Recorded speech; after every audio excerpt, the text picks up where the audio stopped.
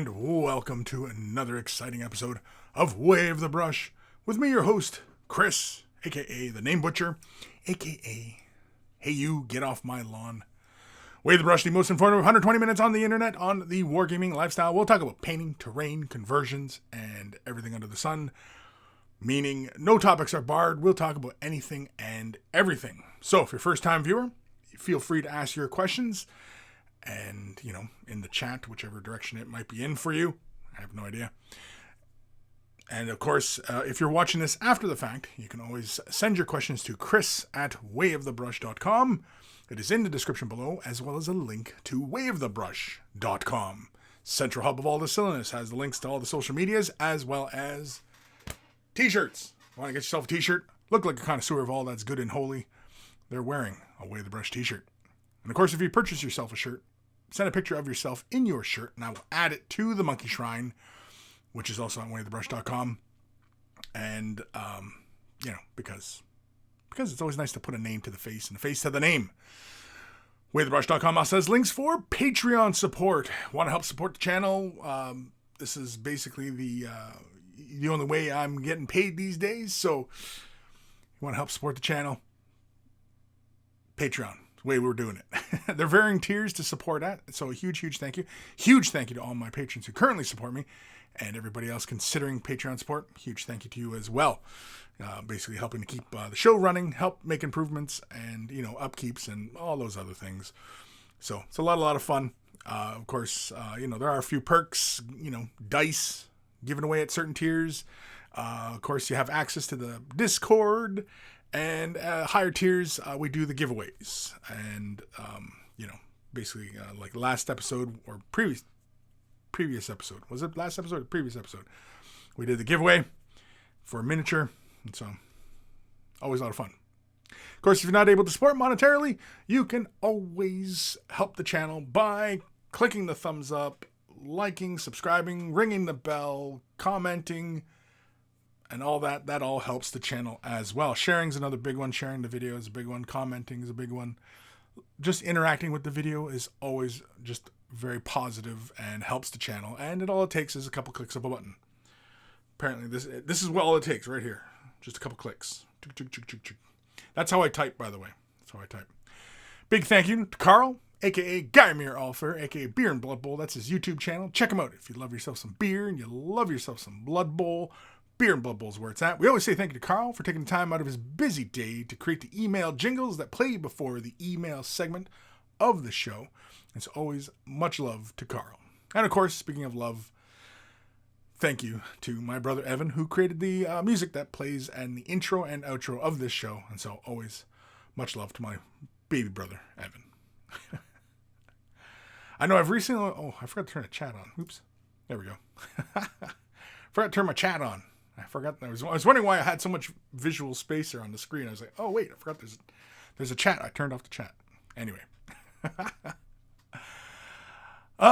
Who's joining us today? Saleswoman from Hell. I'm on time. Anthony B. Hi. Firedrake18. Sup, peoples? Sophie Weil. Hey, Kris. Hey, monkeys. Not caught a show in ages. Well, welcome.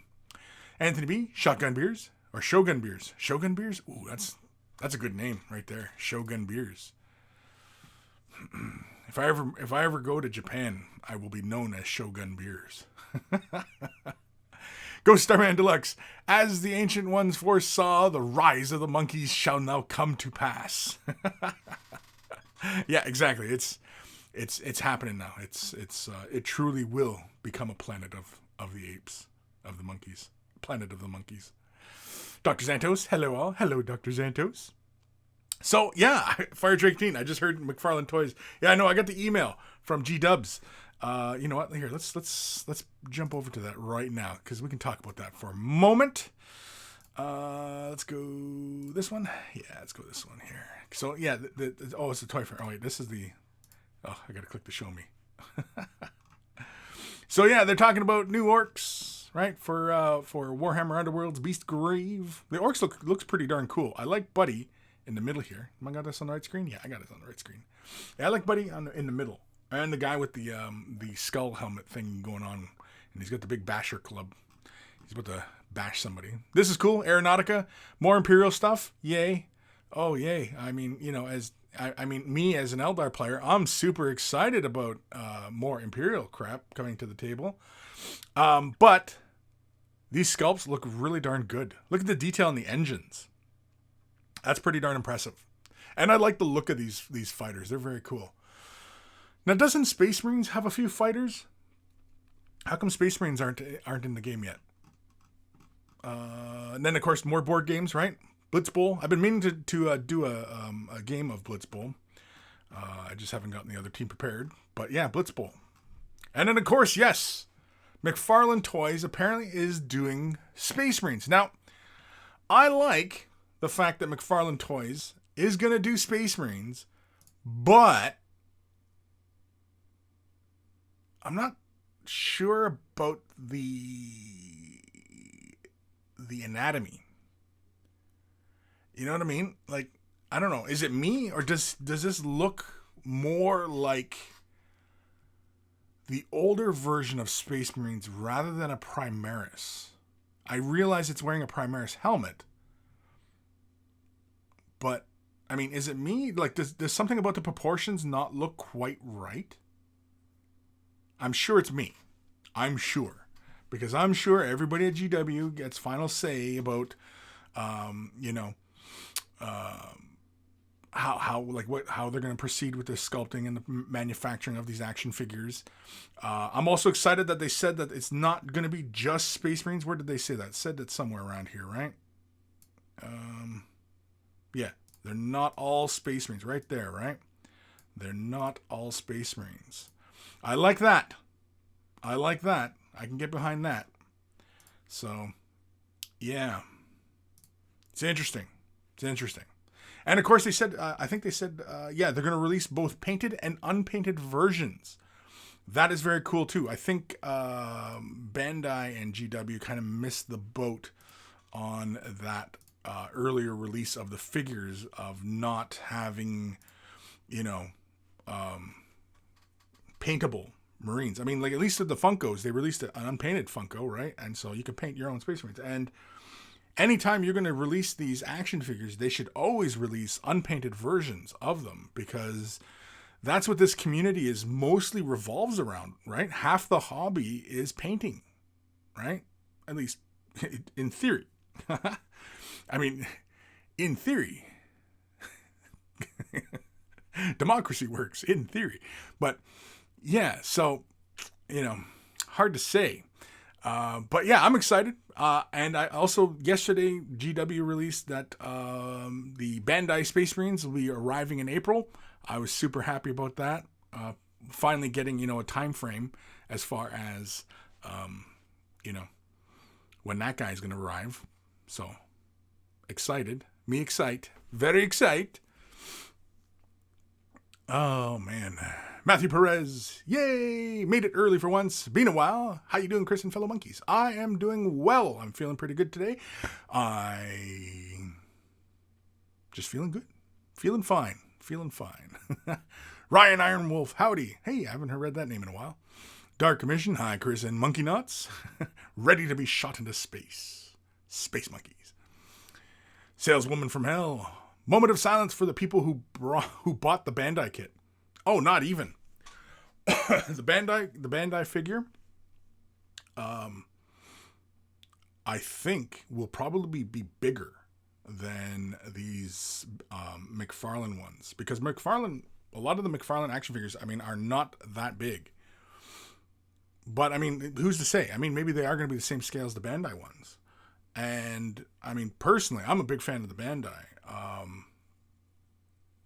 because they're the way they cast parts, the figures are just really, really great. They often have the rubberized joints for maximum posability. The McFarlane ones, they often, like a lot of with McFarlane sculpts, a lot of them are really great, but I often find that it seems like they can't just leave bare space. They often have to have some sort of texture running on a surface, or, you know what I mean? Like, they can't just leave a surface smooth. They have to have some sort of texture on it. Everything always seems to be over textured. I'm not sure why that is, but yeah, I've noticed it with a lot of McFarlane sculpts.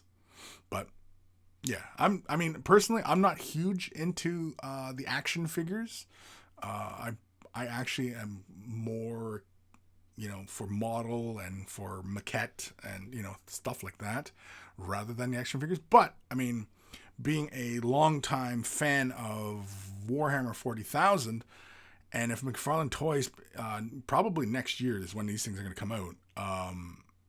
If they have like a whole line of Space Marines, and if they have an Orc, I'm sure the Orc will look fantastic if they do an Orc. If they did an Eldar, if they did a Necron, you know what I mean? Like if they just kind of did one of everybody, that would be very, very cool. That'd be very, very cool. So it's exciting. I'm excited. But as far as the Bandai though, it's fantastic. And, we'll know once we have the two beside each other to compare. I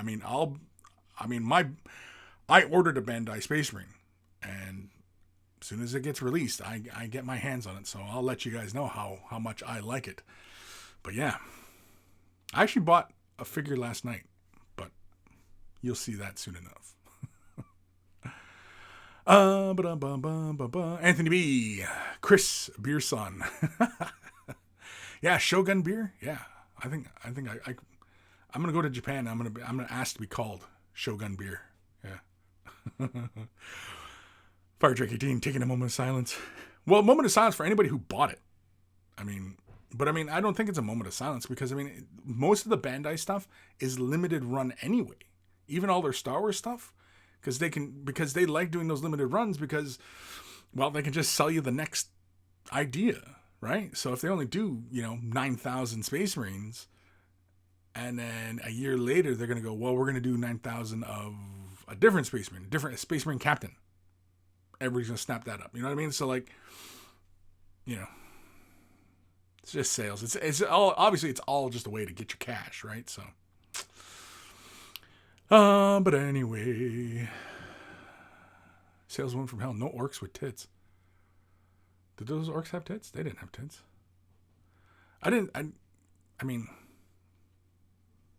Do orcs have? In Blood Bowl, you see the cheerleaders. They have boobs. But, yeah, I don't know. Talendator. Hello, Kris and Monkeys. Hello. Saleswoman from hell. Blitzball. Ghost Starman Deluxe. The new Marine does look a little funky. He does. He does look a little funky. I don't know what it is. It's something about that. Here, let me pull it up one more time. Let's go back here. I closed the tab. Yeah. There's something about its proportions that don't agree with me. Call me crazy. You know what it is? His shins look too small. Because imagine if his arm straightened out. Okay, if he put his arms to his side, he put his bolt gun down, and he put his arms to his side. Look where his hands would reside. They would be to his knees, and that is not proportional. The shins actually should be longer, or the thighs come up a bit, or his torso not be quite as long. But at any rate, that's what it is. He's not very proportional. Now, mind you, this is probably an early mock-up. Probably from McFarlane's sculptors.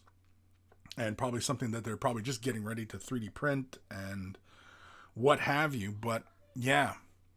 And if McFarlane Toys is really smart, they'll design this so that you can take it apart.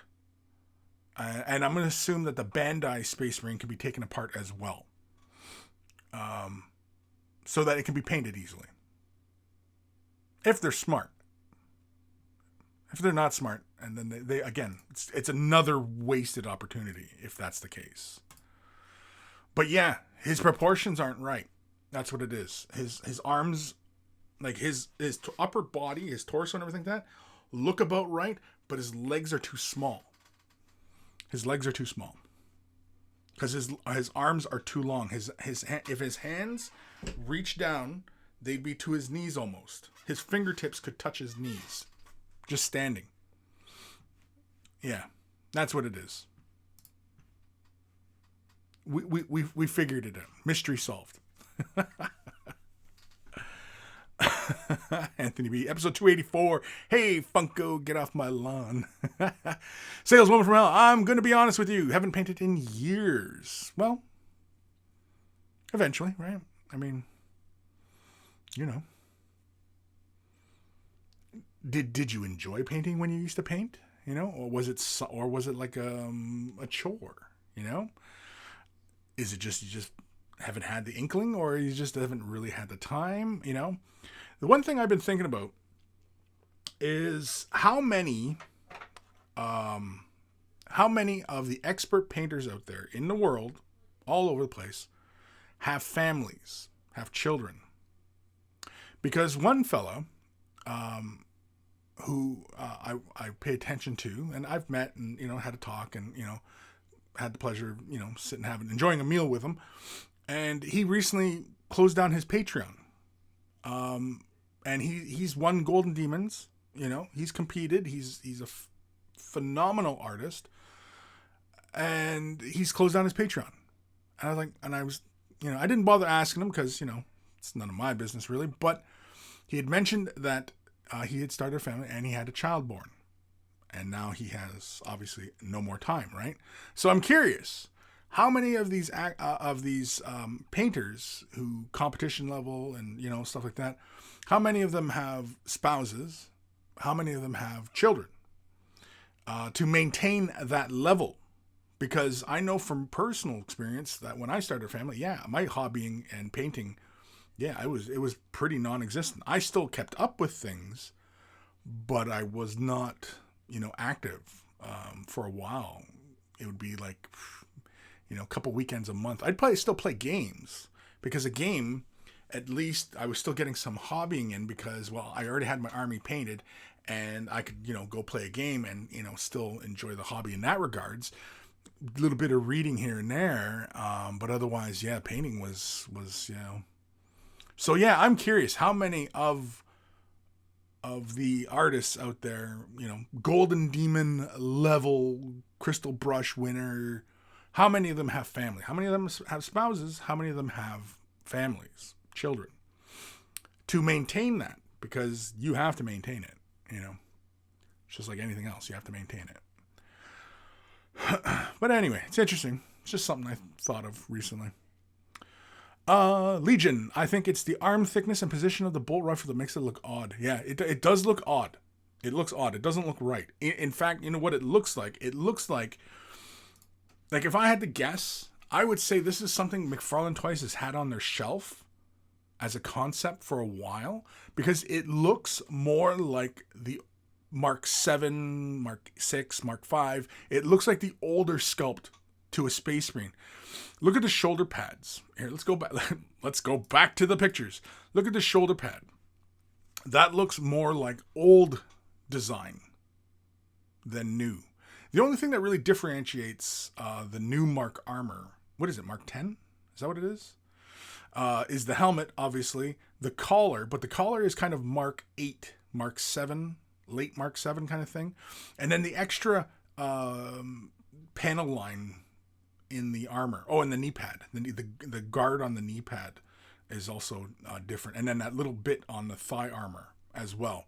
And otherwise, that Primaris armor, that's pretty much it for Primaris armor, as far as being very different from traditional Space Marine. And yeah, because even like the backpack looks kind of like the older no, I think that's Primaris, right? Because there'd be more of that little tubule thing running from the end nozzle to the center of the backpack kind of thing. There'd be more of that visible. But those shoulder pads, they look big and broad, and those look like the older Space Marine pads. And I'm thinking that this is something that they just, you know, they said, hey, we're in the Talks with Games Workshop. Work me up a mock-up of, you know, of something we can present to them. And McFarlane Toys whipped that up, gave it its, you know, Primaris look, of course, and, you know, and away you go, right? So, yeah, but the proportions all look funny to me.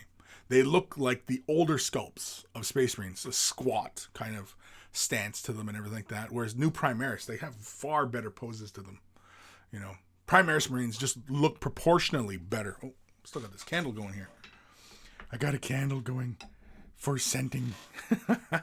It just helps with the, the basementness of my environment. It just smells nice now. It's what is it? Teak? Sandalwood? It's sage teak wood. There we go. So if you want to know what my studio smells like, that's what it smells like. Sage teak wood. Anyway. Aaron Seach, just a reminder, just over a month, the monkeys invade Adepticon. Yes, we're all going to be Adepticon. We're all going to have a game. And I have a nice little display thing so that the monkeys can easily find where we're going to be at. So, yes. I haven't taken a picture of it because I set it up once, showed my family, and then packed it away. And, I'm not going to take it out until Adepticon. So, but now that I've got this, it's one of those like trade show banners, right? It's the big vinyl banners. I picked one up. I had to.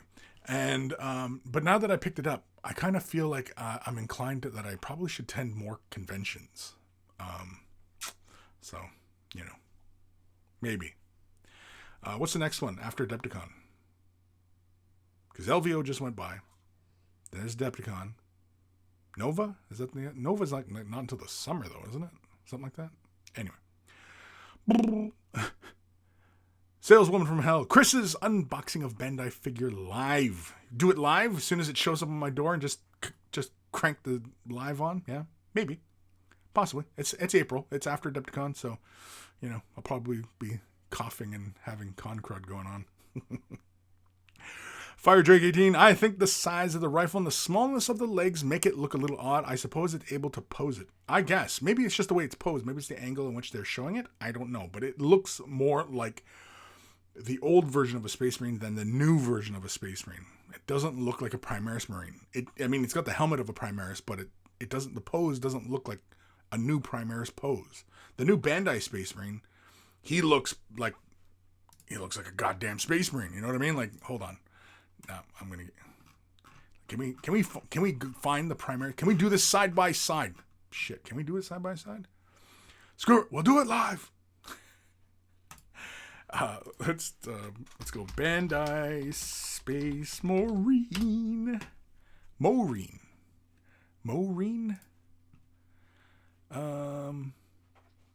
Yeah, okay. So let's look at this one from Warhammer Community. Yeah, it's a Warhammer Community image, right? Oh, for God's sakes. Oh, it's all about the chibis. Screw off with the chibis. Okay, so anyway. We look at this one here. Let's go this one. So you see his proportions. See his hands are halfway down his thighs. His fingers don't even look like they're going to go anywhere near. Yeah. I don't know. What is it? Is it the shins are not long enough? Because see, these shoulder pads, they look more... Because what it is the shoulder trim. The shoulder trim is thinner than on this guy. See how thick that shoulder trim looks? But the thing is, though, is if you look at it, his elbow, see like where his elbow is? His elbow looks like it should be the same proportion because his elbow is kind of like where the middle of his ribs, right? You see the little vents on his chest? And you look at him, and his elbow's at those little vents. But this guy has shorter forearms.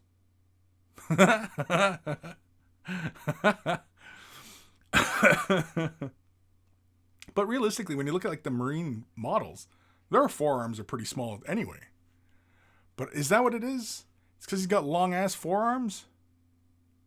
That's what it is. Because look at the elbow pad, how far back the elbow pad, and then look at the extra bit. See how like his forearm, where that little square is? There's a bit there, and it's a solid bit to that elbow. I don't think Primaris have that solid bit, right? Do they? No, it's more like a separated thing, and it's just got that accordion texture in the middle. I'm thinking way too hard on Space Marines. I normally don't like to think this much on Space Marines. I'm going to kill those tabs. Just because I don't want to see them anymore. We're dissecting the McFarlane toy and Bandai Space Marines. So far, something about the McFarlane Space Marine looks weird to me. The proportions don't look quite right. The Bandai Space Marine looks like the Primaris Marine. Now, mind you though, Bandai has a very long history of making scale models. So you have to consider that as well. That they have the know-how in scalings. So, yeah. But, I mean, we'll know when I can get a Bandai Marine and a McFarlane Marine, have them side by side, and, do a compare and contrast kind of thing, right? So, anyway. Sir Peanut Butter, morning, Peeps and Kris, morning. Anthony B, I guess he skipped leg day at the gym. Dark Commission, as someone who thinks Space Marines look stupid anyway, it seems like critiquing a pile of junk. Like critiquing one pile of shit to another pile of shit. And yeah, sure. I mean, I'm not crazy about Space Marines either, but they're the poster child of Warhammer 40,000. So, it's always ridiculous things of Space Marines, right? But anyway. Matthew Perez, hey, start now and build. At least for me, it's a cool sunny day, waiting for the humidity to go down 5 miles from the Gulf of Mexico. So it's build morning, prime afternoon, paint, we shall see. Cool. See, it's nice to have a plan, man. It's nice to have a plan. Waiting for the humidity to go down. I thought, well, I guess if you're right at the Gulf, I guess it is obviously humidity, right? Because everything kind of comes up from the Gulf, right? Like the air comes up from the Gulf and travels upwards, like through the center of the continent kind of thing. I assume, right? So, yeah. Interesting. Anthony B. I'm in that boat now. Wife and I just had a child in October, and it's quite hard to hobby. I barely can keep up with any of my hobbies. Exactly. And that's exactly what happens, right? So I wonder, how many of these expert painters out there have spouses and have families. I wonder. Is it also the dominion of a younger person to be at that certain level? I mean, I personally feel like, obviously that ship has sailed for me because, I mean, I can concentrate on, doing competition type level painting now, but I don't have an inkling for it. I really don't. I'm not overly concerned with competitions. I really don't see the point. And I've talked about this many times,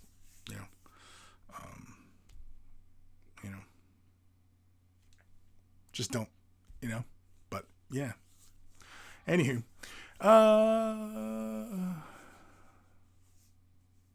yeah, saleswoman from hell. The gold trims on the shoulder pads are thicker than the Primaris one. Yeah, they're a little thick. They look more like the older style Space Marine. So I'm wondering if that's what they had. They had that sitting in their bank, probably from the last 10 years or something like that, saying, let's talk to Games Workshop about doing Space Marines. Because I'm sure they're very familiar with Warhammer 40,000 and, Games Workshop and stuff like that. And, there might have been talks at one point, but, GW 15 years ago was quite prickly. So, who knows, right? Nathaniel, greetings, Kris and fellow monkey. Episode 284. It smells like teak spirit. That's a good one. I like it, and I'm running with it because it's what I was talking about, and it's a bit of a nod to a bygone era. A bygone era. This shit might lag for a sec. I don't know. While I screw around. Trying to bring up things, and Twitch has been kind of quiet. I don't know if anybody's actually been. No, I'm running on Twitch. Yeah, there's people in Twitch. Just everybody's been quiet. Oh, I didn't even change the title of the damn show. Shit. Hold on. I forgot all about changing Twitch's information. Oh, I'm an idiot. Yeah. I'm a dummy. There we go. Grim, you say, quiet, you say. I was about to mention the title. I know, there's usually something I forget in the mornings when I'm, getting my day set up for doing the show and, getting all this live streaming and spamming, notifications and, all that stuff. And there's usually a detail I usually overlook. And it's usually somewhere, some way, I usually forget a detail. Oh, man. Anyway, Dr. Zantos, killing the tabs. Can you take care of mine in a nearby bar? You know what? I often don't run tabs. I prefer because when you run a tab, man, you just end up just hammering back the drinks. And it's just like, oh, shut up, and hey, time to ring in your tab. It's $200. Oh, my God, So, anyway.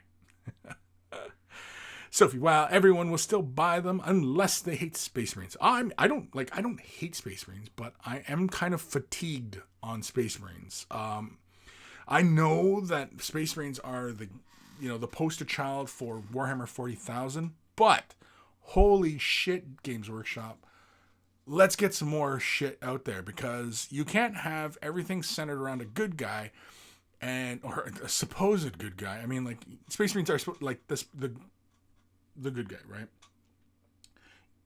And you can't have, you can't have He-Man without a good Skeletor and a whole plethora of villains for He-Man to fight against, right? That's what it's going on. And, the villains, as it were, need love too. I've talked about this many times. The villains need love too. Matthew Perez at Kris. Yes, you were spot on about the humidity. Normal days are about 70 to 95 area. Oof. Today it's 50% area, but only one daytime. Oof. Oof. Oof. Bone Ripper. What's up, Kris? How's everyone? Well, I'm up. And how is everyone? I don't know. Everyone seems to be okay. Everybody seems to be in good spirits. Hopefully everybody's, working on something or just, tuning in and just, having a laugh. We're talking about the McFarlane and Bandai Space Marines. Just a cursory look at them because, again, nobody has them in hand yet. McFarlane Toys has that prototype. I'm sure they're all probably ready to start pumping them out. Who knows? They could probably even be out by Christmas time. The Bandai Space Marines out in April. That notification went out yesterday. I was very excited about that because I bought one or pre-ordered it. So I'll be getting one of them. I wonder if I can possibly get mine a little early. I should bug somebody. See if I can get mine a little early. Probably not. They'll probably get them at the same time everybody else gets them. David Braunfeld. I'm watching on Twitch, as he says it in YouTube. Well, if you go to the website, I haven't even gone to my website to see if it even does show up, because on Way of the Brush, I have the one page that is tabbed live show. Yeah. Hold on. The stream might lag because I'm doing all sorts of stuff now. Let's see here. Oh, yeah. Okay. Ah. Good. Yes. Both videos show. So you can see the difference between the YouTube video and the Twitch video. The Twitch video is like very close to, obviously, what I'm doing. And the YouTube is a good couple seconds behind. Couple seconds. Just a few seconds. Aaron Seach, 3 kids here, 2 teenagers and a 6-year-old. Painting time has always, when I can find the time, purchasing hasn't slowed down at all. Hence, I will be working on my backlog at least until I'm 80. Yeah, and see, that's a really tricky situation. Whenever I didn't have time, I really didn't buy much. And again, a lot of my resources were going towards the family anyway, so there wasn't a lot of. It hasn't been in the last, 15 years, no longer, that I've actually been able to just kind of just willy-nilly spend money and have, collections of crap sitting around, and you know what I mean? So, I don't know. I try not to, because I've purged my my inventory of crap quite a few times. At least I can think of at least 2 or 3 times, and each of them was with a move when I moved. And yeah, I've purged a few times and just, gotten rid of stuff. And I usually don't look back, Some of my older paint jobs I wish I still had, just because, since I've been, kind of in this kind of instructional kind of role, I wish I had my earlier paint jobs so that I can show you guys that, this was from, 1990, this was, 95, this was 2000, this was 2000, you know what I mean? And I wish I could show a progression like that to you guys to show, but I digress. Matthew Perez, good guys. Yeah, good guys, right? Salesman from hell, please don't start the good guy shit, please. Well, Space Marines as good guys, they're often presented as the good guys because Space Marines are supposed to be what we can identify with, right? Like the Horus Heresy series is huge. It's been running for 20 years now, as far as stories are concerned, and is told from Primarch and Space Marine perspectives.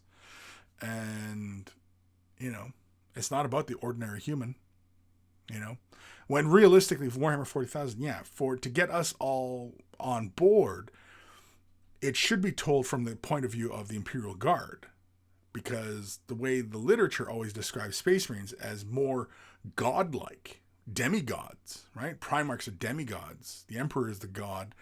Primarchs are demigods. And, Nathaniel, I read through the comment there. Space Marines are what's less than a demigod? Semi-demigod? That sounds weird. A semi-demigod? Anyway. So, yeah, Space Marines really shouldn't be held as, but, such as it is. I mean, like Warhammer 40,000, it really should focus around the Imperial Guard, because that is truly the fighting force of, humanity, right? And, telling stories from the Inquisitor perspectives. But even Inquisitor, you know what I mean? How does one encompass so much authority to just extinguish, trillions of lives, based on his call, based on his judgment? You know what I mean? How does somebody, even live with that? Does somebody have to be completely detached from humanity to even make those kinds of calls? Are you even human at that point then? Because Space Marines are not human, right? Because, there's all sorts of things about in the literature that, don't really make a lot of sense. It's sci-fi. No sci-fi makes sense. Star Wars, Star Trek, Babylon 5, Battlestar Galactica, Expanse. Well, Expanse is pretty good, but sci-fi is a way of telling stories. Science fiction is about telling the story, and it's not about the technical aspects in there. Now, when the technical aspects help tell the story, it's great. But don't ever forget, though, they'll break those rules. The storyteller will often break those rules to tell the story, right? And I think a lot of people get hung up on that aspect in science fiction stuff. Star Trek, Star Wars, Warhammer 40,000, you know what I mean? Get hung up on these kind of details, and it's always should be story, because that's what's compelling. But oftentimes, stories are often told so that you, the reader, can get invested in the characters. Gaunt's Ghosts, one of my favorites. Dan Abnett gets you immediately right into the characters in the story. And he doesn't go on and on about, the details of the universe, right? He, when you read Dan Abnett's writing about stuff, he doesn't go on and on about this or that, the little minutia of the universe, the technical details, because it's not important. That's not what's important. The important thing is to convey the story, So, anyway. I don't even remember where I was going with all that.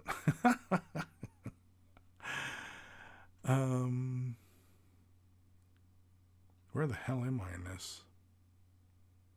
Sophie Wow. If I ever get married and have kids, the hubby can look after the kids while I hobby. Well, see, the thing is, though, is that whenever one finds a spouse, hopefully you find somebody who has shared interests. So if you're really into this hobby, you are more than likely to find somebody who shares this hobby with you or some aspect of this hobby. Now, having said that, my wife cares not a single ounce for painting miniatures or Warhammer 40,000 or, anything like that. But she does like playing games. She likes playing video games and she likes playing the board games. And I know I can always get my wife involved in a good game of Talisman. And I love Talisman. Talisman is just one of those games you can kick back, relax. You don't take it seriously, although you end up playing for freaking 5 hours at a time. But, I'm a big fan of Talisman. Talisman is one of my favorite games. And, so everybody out there is most likely going to find somebody, if they haven't already, that has shared interest. It doesn't have to be within Warhammer 40,000. She knows the difference between a Tyranid and a Space Marine, I think. But, and that doesn't interfere, but yeah. But it's also a big thing when you begin a family. Because obviously the children take precedence over everything. Everything. Fire Dragon at Kris, on a personal note, I was wondering if you notice any changes like energy since drinking the tea. I'm drinking it right now. Differences in energy. Well, I don't feel any more energetic, but I do find it is nice. I drink it with my lunch when I have my lunch at lunchtime, obviously, and yeah. But it's not like it's not like a coffee in the morning. Coffee in the morning, I can after I'm just about done my first cup of coffee, my eyeballs are open and I'm ready to go. I'm ready to start my day. Whereas with the Ashitaba, I'm not like I'm ready to go. You know what I mean? But I don't know. But I've been drinking it. I've been enjoying it. It's a nice mellow flavor. I can see that's not for everybody, but green tea is not for everybody anyway. So. But I like it. And huge thank you. I have been enjoying it, and I drink it almost every day. Almost. Not every day. Because sometimes I like to have, sometimes I like to cheat a little bit, and I'll have a sody pop with my lunch. Fire Dragon, because villains' eyes are drawn slightly smaller because their narrow way of viewing the world. Okay. Oh, Bone Ripper. My mother always said I was a villain fan, even as a kid. Sure. Villains are villains in stories. I mean, there's nothing wrong with, getting a kick out of a villain. Because some shows, the villains are the most interesting. And in movies and in theater and in TV, the villains always get the best lines. You know what I mean? The best lines are always with the villains. The heroes always say really cliched, corny kind of things. But the villains often always get, really great lines, Yeah. Hail Bop, hey yo, hey yo, hey yo. Saleswoman from Hell, Sons of Demigods? Demigods? Yeah, Sons of Demigods? Is that all it is? That's below, so you have God, demigod, sons of demigods? Is that it? Really? There's nothing below a demigod before human? Before mortal?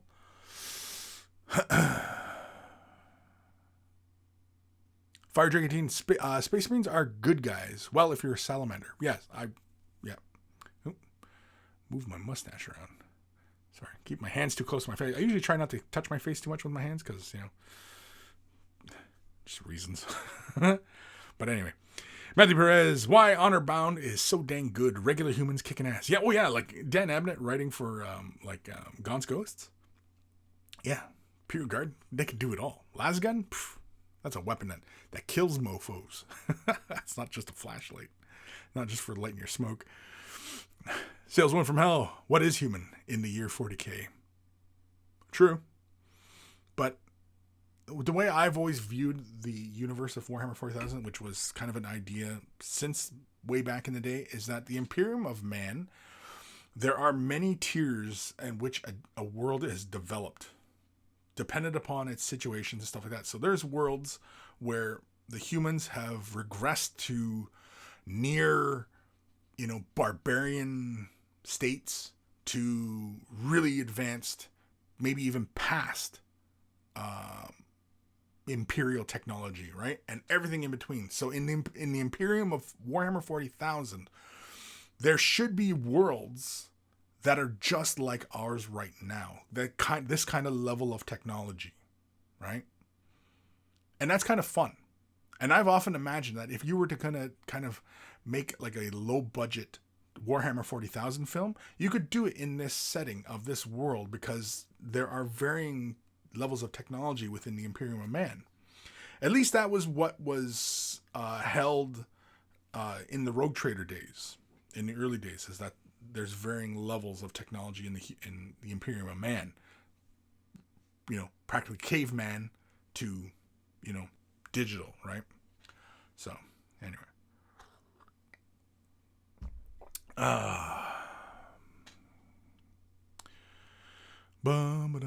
Sir Peanut Butter, speaking of lag, I do get some when you're in browser email mode. Oh yeah? Probably when I make that switch over, you probably notice a little spiky. But I always have my readout in front of me, and I can see like my upload strength is good. And I'm not seeing any errors, any drop frames. Usually drop frames is when you'll perceive lag. Now on YouTube, usually it's not too bad, whereas on Twitch it probably would be, but for whatever reason, when it's streaming to Twitch seems to be very receptive to, the traffic. So I don't know. Dr. Xantos, Babylon 5 makes sense. My inner voice is smiling. I like Babylon 5 too. I mean, Babylon 5, okay, yes. Babylon 5, the technology in Babylon 5. If we're going to really nerd out here, the technology in Babylon 5 is very plausible. And in fact, the universe in Babylon 5, as far as, intergalactic relationships and wars and stuff like that, that the level of technologies, right? Like Babylon 5 is like a couple centuries ahead in the future. And human technology, we have big, powerful laser beams. There's no phasers or anything like that. It's just lasers and even missiles. There's even missiles. But human technology has no gravity, so they have to strap themselves into the ships or have sections of the ship that spin, right? The starfighters make sense because they have directional thrusters all over the craft, right? So like the Starfighter, I'd go get my Starfighter right now, and it makes perfect sense, And of course, in the show, you saw the fighters, and you know what I mean? Like they would continue traveling forward, rotate, but still continue in that direction, which makes complete sense because that's how combat would most likely occur in space, as far as how we understand everything. Whereas in Star Trek, it always feels, things feel aerodynamic, and Star Wars, it's aerodynamic, and you know what I mean? Like, it wouldn't be like that. It would be more, combat would be more like Babylon 5. And the other thing I liked about Babylon 5 was that there's no energy shields. There's no shields on ships. Only really, really super advanced, like million years old type of technology would have shields and would have the anti-gravity, and you know what I mean? And only those races who were really super old would have that type of stuff, whereas everybody else who was kind of human level doesn't have that stuff. And everybody would be obviously differing from that. And humans are actually, in the show, were not super advanced as far as technology. They were a little better than a couple other races, but otherwise humans were not top of the food chain as far as galactic terms were concerned, which was very cool and made a lot of sense. And also too, in the show, the alien races on the station, they all couldn't just they all don't speak English, and some sections of the station had to be special atmospheres because different aliens, which makes complete sense because not all aliens experience atmosphere or breathe the same crap. And you know what I mean? Like it presented it in a bit more of a realistic type of fashion like that, which, you know, that kind of level of detail and attention to reality, you know, was much appreciated as far as, you know, creating this universe. And the future of Babylon 5 was, you know, now mind you, it was a little too close to now. I don't think we would be at that Babylon 5 level for another 500 years. I don't think we'd be that far, you know, just the way things are going, and, you know, just how our current system works. Whereas in Star Trek, it's utopian, right? It's utopian. It's the best of both worlds. And, you know, it's realistically, it's an ideal. It's not what would be real, you know, because like in Babylon 5, the humans, they're still getting paid, they're still buying things, it's humans like today, but just in the future, and, you know, and interacting with aliens and stuff like that, where it's not like Star Trek where, you know, they're high-minded about all these different things. And, you know, Star Trek is fine, don't get me wrong, and that's why Star Trek now is it feels a little grittier, because they're showing that everything isn't perfect in this utopian world, because utopias realistically, you know, don't exist. It's like the quest for perfection. It's not something that's going to occur, right? It's, you know, so yeah. But anyway, I could go on and on about Babylon 5 and in comparison to other sci-fi shows. And if you've never watched Babylon 5, I highly recommend it. Although, if you're used to the current level of technology as far as how TV shows are produced, this was a show that was produced in the mid-90s. So bear that in mind. And in fact, I heard it was the best way to absorb the material is to actually watch it on a mobile device, because the effects don't feel as dated. Whereas if you watch it on a big, you know, 60-inch TV, you're gonna look at it and go, oh my God, these graphics are horrible. So yeah, watch it on your phone or your tablet or whatever, you know, if you're gonna watch the show. But I highly recommend it. Give it a try. The first season is really kind of like, and what was different about Babylon 5 was that it introduced like episodes and beginning to end to episodes, but there was an overarching storyline going on. And there's stuff like in the first season that gets set up that doesn't pay off until the third season. And then there's stuff in the second season that doesn't pay off until the fifth season. And you know what I mean? Like there's just really great things like that going on. And there's very, very interesting characters who are all flawed and, you know, you can relate to, like, all the characters, you know. And the creator of the show, was a big fan of history. And so a lot of the show mirrors a lot of our actual history. So there is that as well. Mind you, it's space aliens and laser beams and stuff like that. But yeah, anyway.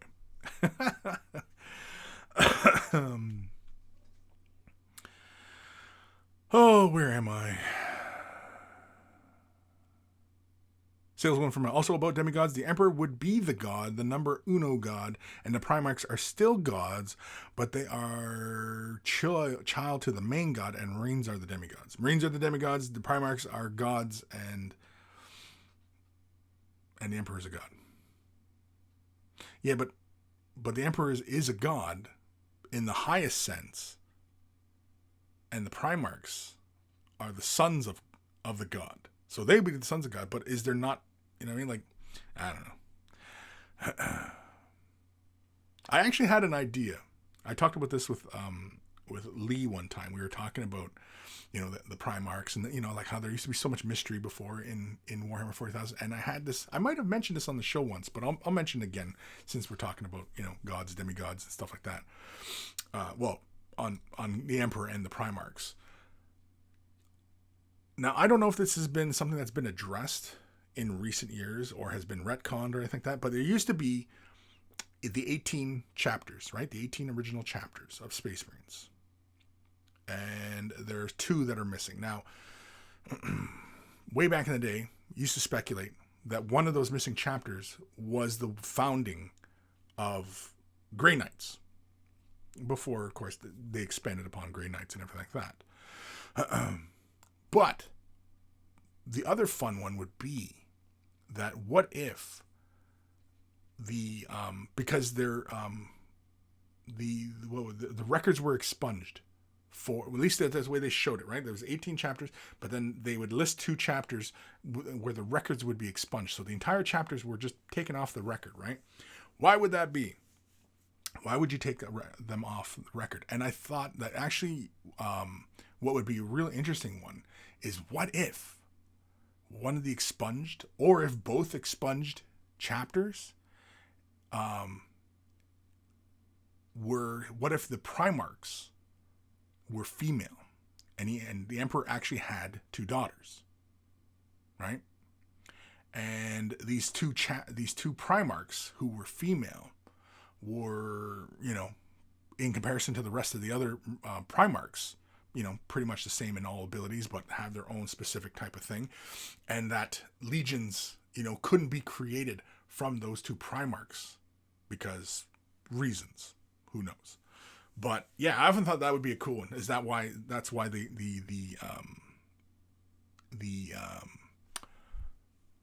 chapters were expunged, because the Primarchs were female.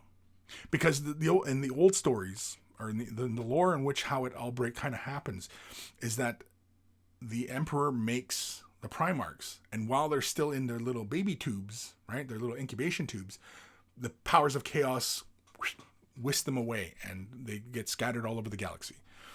And so, what if the Emperor, with his chapter 13 or whatever chapters are the expunged ones, right, in the rankings, that they go to the planet and they're looking for the Primarch, and it turns out the Primarch was female.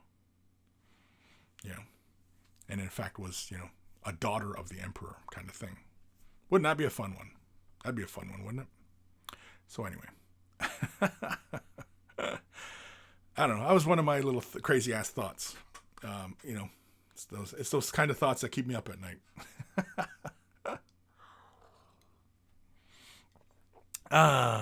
Saleswoman from Hell. Demigods being offsprings of God and a human, which Marines starting as humans are. Okay. So demigods would be space Marines. And so just the Primarchs are just sons of God. Boring. Sir Peanut Butter. So how about the Expanse for sci-fi that makes sense? At least for a bit. Yeah, for a bit. The first season of Expanse is really good. The second season, but when we got into this, what is it currently in the 4th season now? And there's going to be a 5th season. Yeah, I wasn't sure, spoiler, I wasn't sure how, with the end of the 3rd season, where do we go? Is this going to just turn into an adventure show? And so, yeah. I was a little bit concerned, but I watched the 4th season. I enjoyed it. Was it as compelling as the first 2 seasons? Debatable. But anyway. Sophie Wow, never got into Babylon 5, like Star Trek, Star Wars, Battlestar, and Stargate. See, Stargate's the one I never really got into. I loved the movie, but I never really watched the show. And the last Stargate I watched was Stargate Universe, which I thought was interesting. But otherwise, no, I didn't really watch much of Stargate. I don't know. Having MacGyver running around the galaxy, getting into adventures, it wasn't a huge selling point for me. We'll see. Bab 5 is overrated. Along with a Watchtower song gets annoying. It was maybe 2 space battles. Space Above and Beyond is the hidden gem. Space Above and Beyond? Yeah, I used to like that one too. That one definitely could have went somewhere. That one seemed like it always aired during kind of kids hours, and it felt like it was a little bit more, young adult, or even adult for that matter. But yeah, I used to watch Space Above and Beyond. I thought it was pretty good. Babylon 5 being overrated? Sure. I mean, that's like Star Wars. Is Star Wars overrated? Sure. Star Trek overrated? Sure. I mean, you can say it's overrated, It's a matter of opinion. Doesn't mean you're right. Fire Drink 18, you can watch Babylon 5 on Amazon Prime. It's been a long time, and I want to rewatch. I remember the episode where Candyman became an evolved new being. Old Man Logan, Kris, my friend, how are you today? Hair is on point. Thank you. Yeah, hair is okay.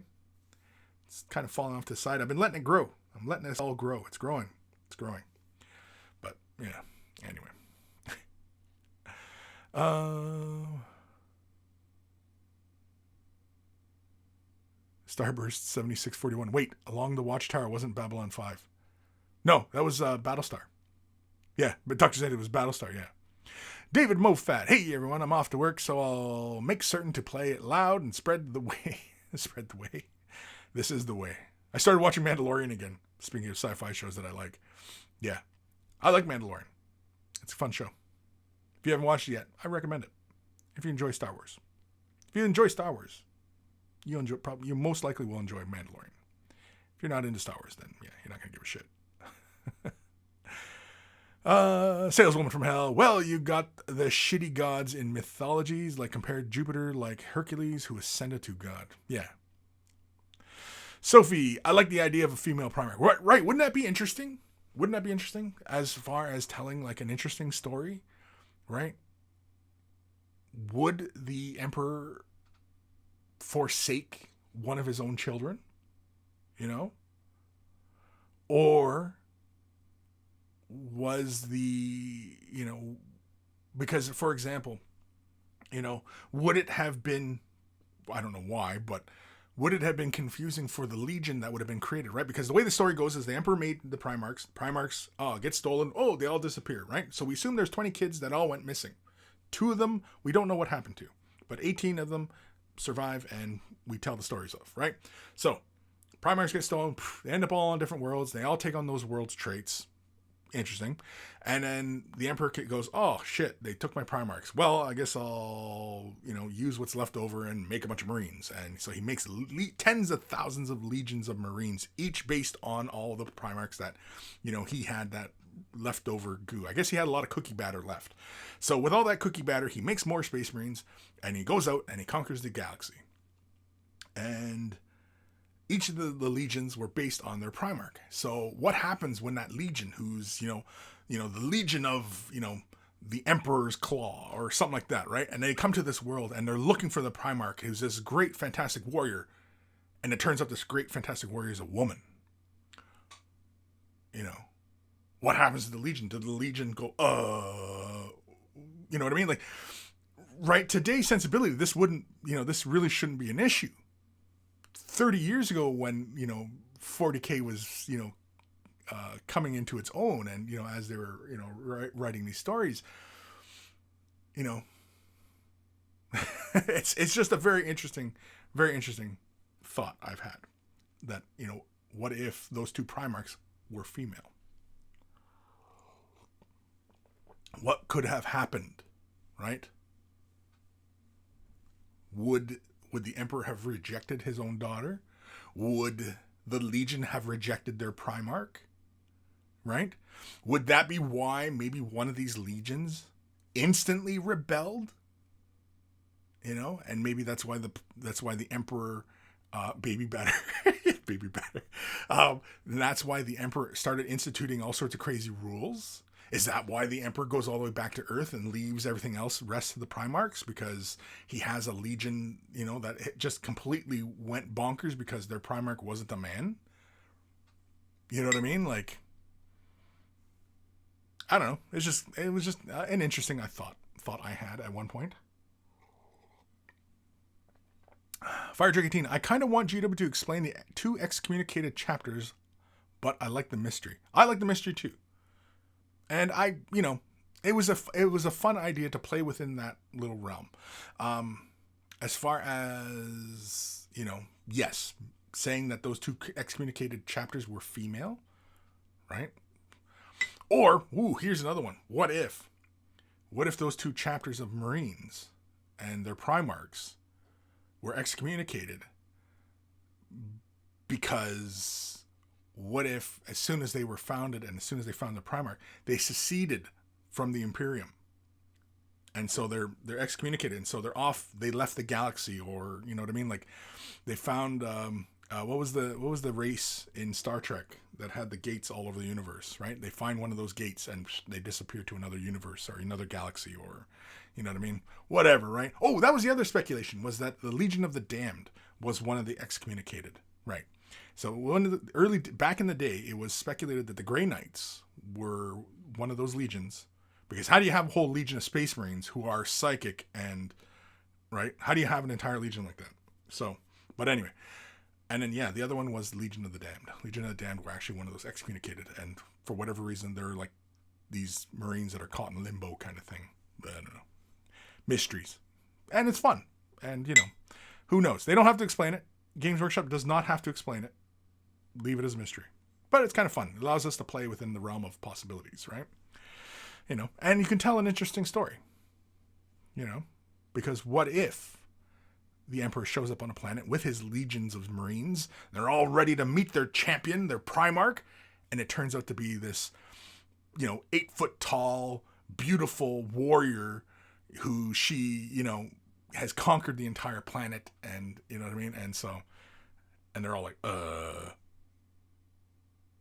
hi, Captain? You know what I mean? Like, you know, especially when the idea, okay, and I think that's where we really start to get into this kind of this interesting thing, is because the idea of Space Marines is a male fantasy, because it is the Superman, right? It's the Superman fantasy, and Space Marines are that. And I think that's why Warhammer 40,000 is very male driven, is because the idea of a Space Marine, it's a male fantasy. It's He-Man, right?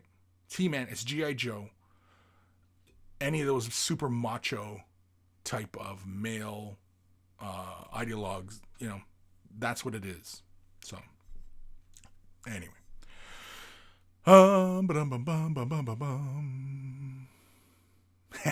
Mini Warmutt, Buck Rogers for the win. Yes, I would love. That's like I've talked about this in the past. I'm surprised with all these freaking reboots and, you know, these reimaginings and stuff like that. Buck Rogers has never gotten any love, and I don't know why that is. Why hasn't Buck Rogers gotten any love? Because it's like the oldest, one of the oldest sci-fi properties out there. You know, so why hasn't Buck Rogers gotten love? Don't know. Fire Jerky Teen, I hate that Star Wars is under a paywall, just like Star Trek. I'm not paying extra for channels I already have. Right. Well, I don't pay for CBS because there's nothing else on CBS that I would be interested in. I don't watch a lot of TV. I watch Picard now. I've been enjoying Picard. I'm still reserving judgment on it, but so far it's been fun. It's different. I like, you know, how they've kind of continued the Star Trek universe. They've actually moved the universe forward, which is interesting. So far, I've been enjoying Picard, though. I'm just, you know, it's kind of hard to watch Patrick Stewart. You know, Patrick Stewart's great, but he's this old man. He's this old man, and I'm thinking that, you know what, like, geez, can't we just let Patrick Stewart just relax, enjoy his days?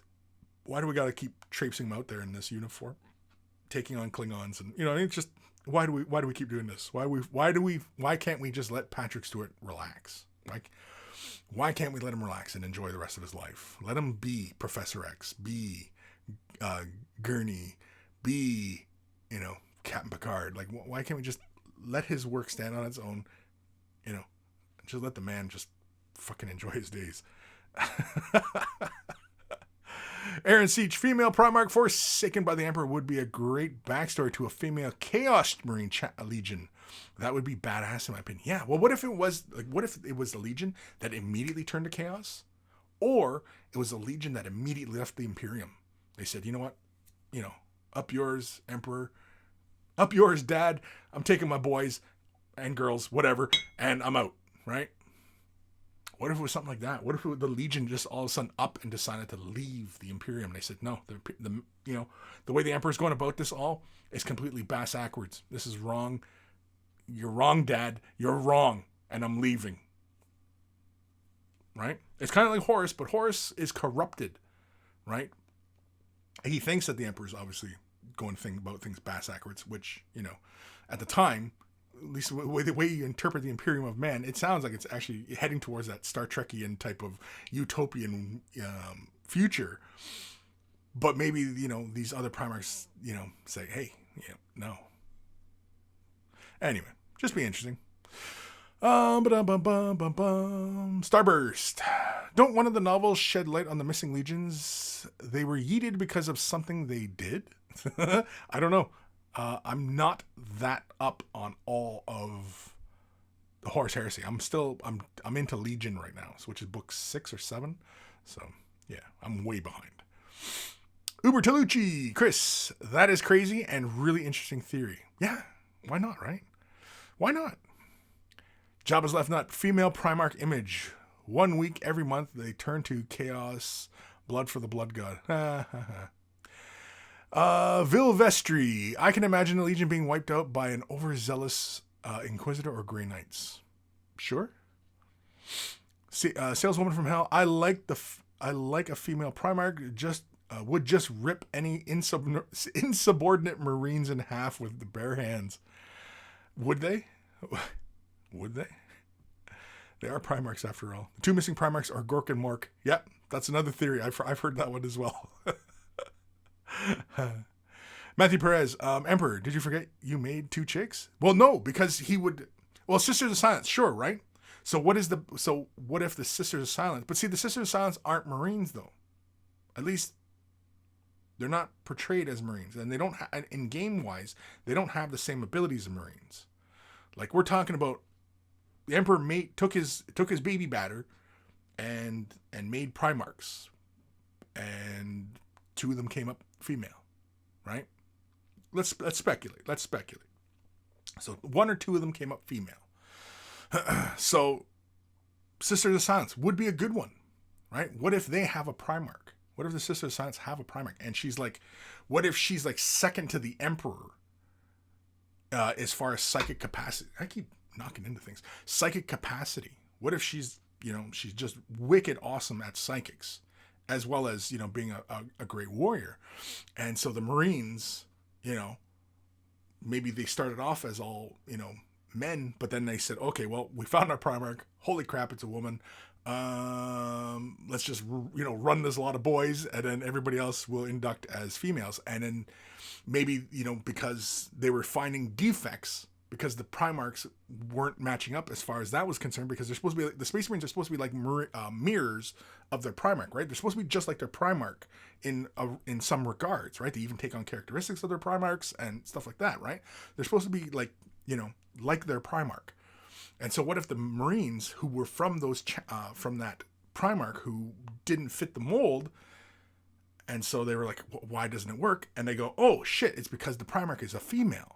And so we have all these boys who are, it's not working out. So they start inducting females, and all of a sudden, boom, they have Sisters of Silence, who are all these Marine-like warriors who are, psychic potentials out the ass, right? Or, yeah, Sisters of Silence are supposed to be anti-psychic, aren't they?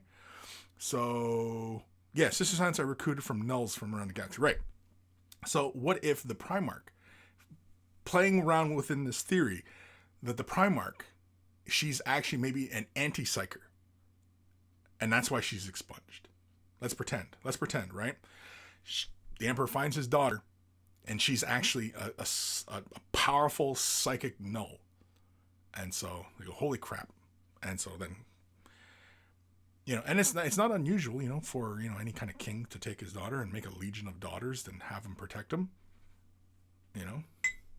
It would make sense. If you're looking at this as all, a kingdom and all, right? Having your daughter protect you and having your daughter's daughters protect you, and being basically, man, I gotta stop that. I don't know. I mean, like, I'm spitballing here. I'm just throwing out ideas. But yeah.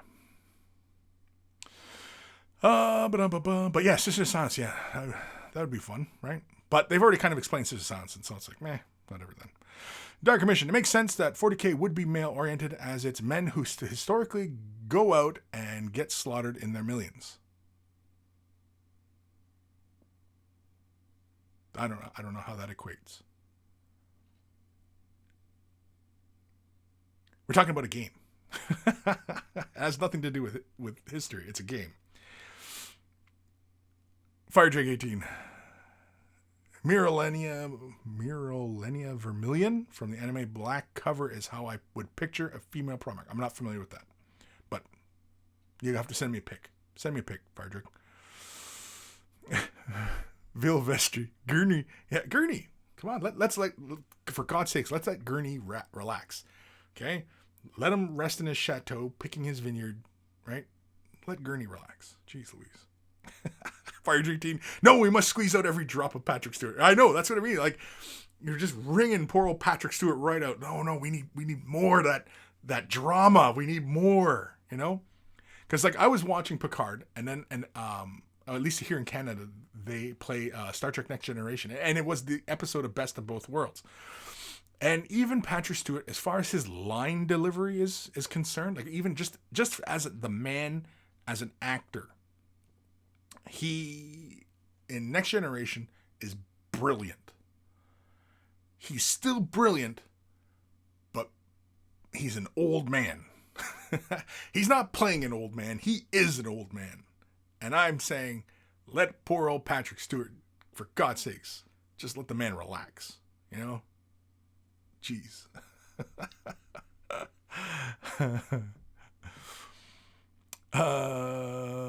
Hailbot. Both Primarchs were dealt with. One implied to be eliminated by Horus, the other by Leman Russ. Sisters of Silence are recruited from Null's Renegades. Yeah. Ghost Starman Deluxe. Maybe one of the Lost Primarchs was a Christian. We all know how the Emperor hates religion.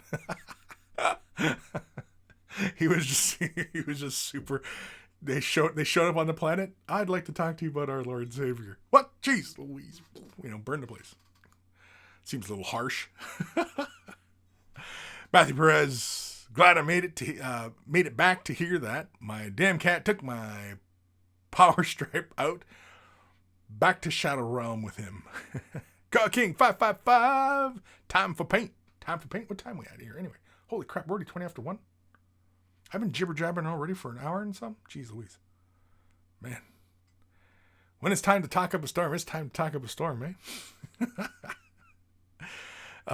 Dark Commission. Admin had a legion of female warrior bodyguards. Oh, Idi Amin. Oh, Idi Amin. Jesus, I couldn't even read that. Yeah. Why not? Nathaniel, Dark Commission, it's actually proven that Viking raiding parties were made up of male and female warriors. Sure. It's proven. It's actually proven. It's proven. It was proved. Vilvestri. Null Primarch would be interesting. Would cause all sorts of problems when Daddy is the most powerful psyker in the verse. Yeah, exactly, right? What if forget the male-female aspect of it all, but what if, he encountered a Primarch who was a Null psychic? Ooh. He doesn't listen to Daddy either. Ooh. He wants to do things his way. Ooh. Or he just comes out and he or she is just as powerful as the Emperor and says, Daddy, I could probably do this job better than you because, first of all, I'm younger and, smarter. Right? Because they're supposed to be made from the Emperor. So, is the Emperor supposed to be just perfect? But I mean, at least in the old lore of the Emperor is human still, for the most part. So is the Emperor really just kind of man-sized? Well, these Primarchs are just gigantic compared to the Emperor, right? So I don't know, because that would make the fight with the Emperor and Horus all the more harrowing, I suppose, because it's the Emperor's this little guy taking on the goddamn Horus. It's no, please, God, don't squish me, You've been a bad little boy. Anyway. See, this is why I can't be in charge of lore. Because I totally ruin it with all this goofy shit. Oh, man. Saleswoman for hell. Male or female, doesn't matter as long as you make good cannon fodder. Yeah, exactly. Aaron Seach. Love Patrick Stewart. I would love to have seen him play a bad guy. He would have been a great Bond villain. He did play a bad guy. The one with Mel Gibson. Mel Gibson, he is a cab driver. Conspiracy Theory, I think it was what it's called. Patrick Stewart's the bad guy in that one. Sorry if you haven't seen that movie, it ruins that. But yeah, Patrick Stewart has played the bad guy.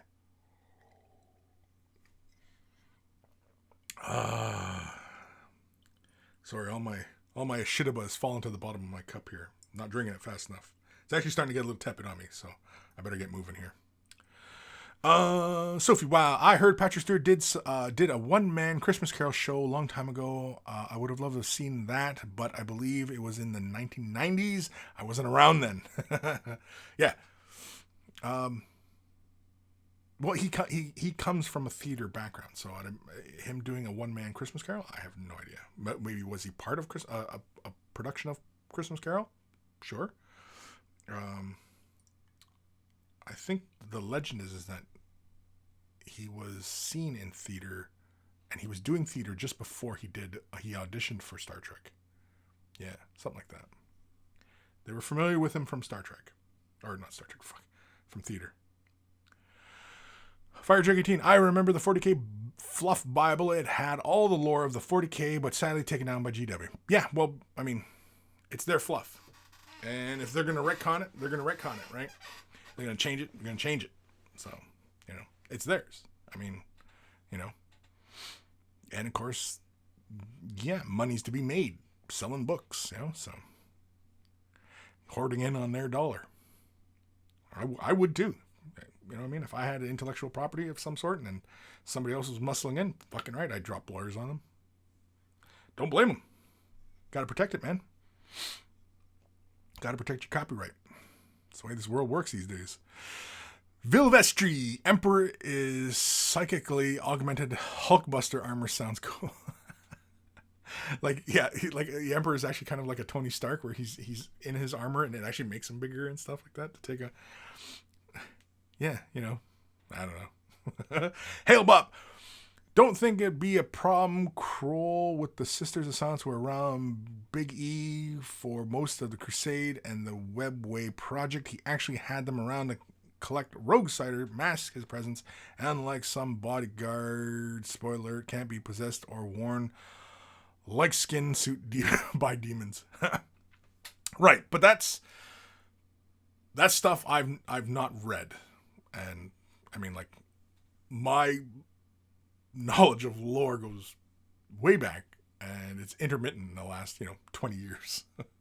Well, even my knowledge to begin with is intermittent in the last 20 years. So, but yeah.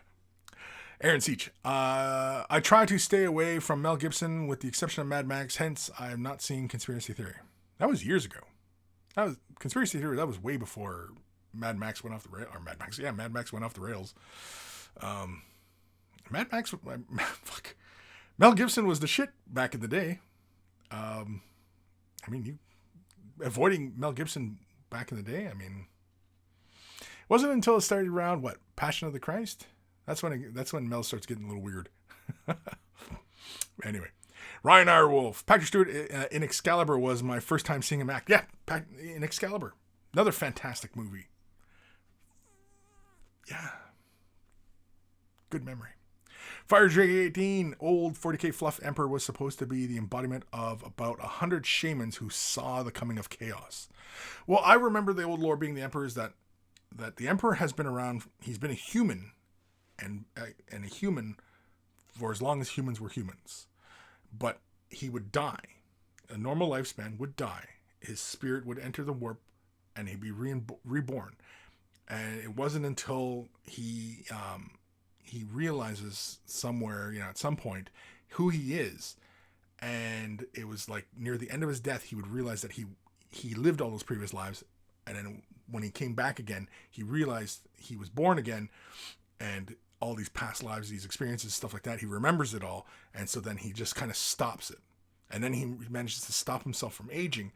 And then, so imagine in our time right now, in the real world, the Emperor is supposed to be alive right now, but he's not active as far as being, a world leader or anything. In fact, he's supposed to be operating in the shadows right now. He's supposed to be, he's supposed to be one of those, he's supposed to be like the Illuminati, essentially is what it is. He's guiding humanity kind of thing. And it's not until basically he unifies Earth, and then he creates his Space Marines and then heads out into the universe and reconquers. That was the old lore of the Emperor anyway. Bone Ripper, any thoughts or any news from GW at the New York Toy Fair? Yeah, we were talking about at the beginning of the show. Space Marines. Orcs. What was the other thing? Board games. More board games. Aaron Seach, I stopped at Passion of Christ. Yeah, but conspiracy theory, I'm pretty sure it was before Passion of Christ. Anyway. Ghost of Mandalux. Watching Blazing Saddles with my parents about a year ago. It was an experience. Blazing Saddles is an excellent movie. It obviously illuminates, racism, sexism, Could that movie get made today? Sure. People joke that couldn't get made today. It could get made today. You can make any movie today. It's just, do you want it to be a success? Do you want to be a commercial success? That's the difference. But you can make it. But yeah, so what, Blazing Saddles? Yeah, I own Blazing Saddles. It's a must in my library. And if you've never watched Blazing Saddles and you can tolerate a lot of racist humor, go ahead and watch Blazing Saddles. But bear in mind the time it was made. And it's not that it glorifies racism. Okay, bear that in mind as well. It's actually a commentary on racism, the whole thing. So, anyway. Ryan Ironwolf, Rogue Trader 40K was very much inspired by Dune. Warhammer 40K is inspired by Dune. Yes, very much. Hail Bop, Aeronautica planes. Oh yeah, the Aeronautica planes, right. Thank you. Dr. Xantos, Emperor's alive. He is alive right now. The Emperor's alive. Somewhere. Who knows? Aaron Seach, email time? Yes, email time. Holy carmoles. Good call. Good call, Aaron. Good call. We've got a few emails to do. What's all this crap? I'll piss off. Wait, what's this? Games Workshop. Ooh, they're bringing back Valhallans. Are they in Finecast or pewter? Because if they're in Finecast, they can fuck off. If it's in pewter, I might even get them. I like Valhallans. They're kick ass. Kick ass. I was about to do a voice. You can't kick ass. Dr. Santos, he just uses the name Keanu Reeves right now. Yeah, exactly.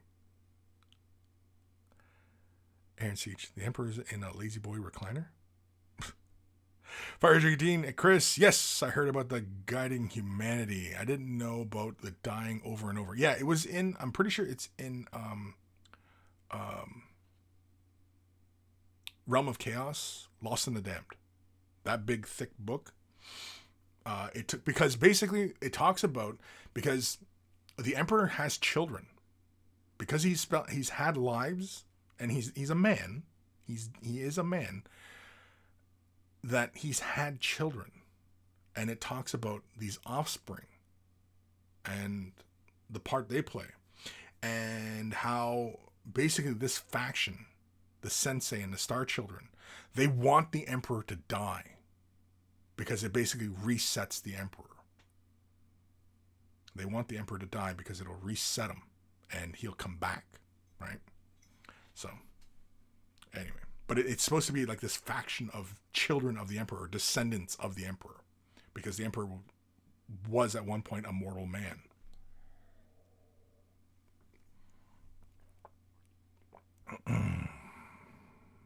Saleswoman from Hell. Emperor is Neo? Neo? Fire Genie, we need to promote the Spaceballs 2, the quest for more money. That needs to be made. Oh, I'm sure Mel Brooks wants to get that made. I don't know if he'd do it though, because he's pretty old balls too. So I don't know. Hail Bop, pewter. It is the last chance to buy. Oh, it is pewter? Okay. The other one would be Mordians. Mordians too. Saleswoman from Hell. Yeah, it's important to mention that its humor concerns racism, but the movie itself isn't a racist agenda. No, not at all. Not at all. There's lots of racist jokes in it and lots of stuff you'll laugh at if you have a sense of humor and, can take racist jokes. But they're not racist in a negative type of sense. But it is full of racist jokes, and it sheds a light on how, obviously racism impacts people's lives, but not in a very serious way because it's a comedy. This movie's a Mel Brooks comedy, and so and if you're familiar with Mel Brooks's work, it's ridiculous a lot of times. His work is ridiculous. So, it's a classic. It's a must watch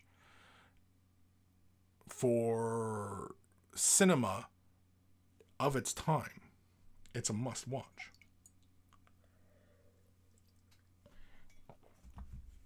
Even views on homosexuality, sexism, racism, just about every ism. Blazing Saddles is one of those films. And yeah, they say it couldn't get made today, but it could get made today. It could totally get made today. Who's going to make it? I have no idea, but but yeah. Aaron Seach, with the rumor of Rick Moranis coming back for a new Ghostbusters movie, the time could be right for the return of Dark Helmet. Yeah, I don't know if Rick Moranis really wants to reprise that one. I think we said all we could say with Dark Helmet. But then again, that is the joke, right? That's the joke of that. Spaceballs 2, The Quest for More Money. That would, and in fact, the latest Kevin Smith movie, the reboot of Jay and Silent Bob, that actually kind of makes light of that kind of thing, which is, what Mel Brooks is saying. The sequels, it's Quest for More Money. Sophie Wilde, like Robin Hood, Men in Tights, that's funny. Best comedy movie ever is Princess Bride. Princess Bride, yeah. I just always love that line. You keep saying that word. I don't think you know what it means. Matthew Perez, gotta go, but glad to hang out with everyone a bit here. Catch y'all next week and hope to start emailing in some work in progress. Please do. Fire Chickadee, wait, Rick Moranis is coming back? Apparently. He's been gone for so long. He said, screw you all. Screw you all. All right, if you're wearing headphones, turn them up or down. But here it comes. Actually, you know what? I corrected the audio last time, so hopefully it's not too loud. But it might be really loud. I might have turned it up, actually. But here it comes. What the fuck? And email time. Email time.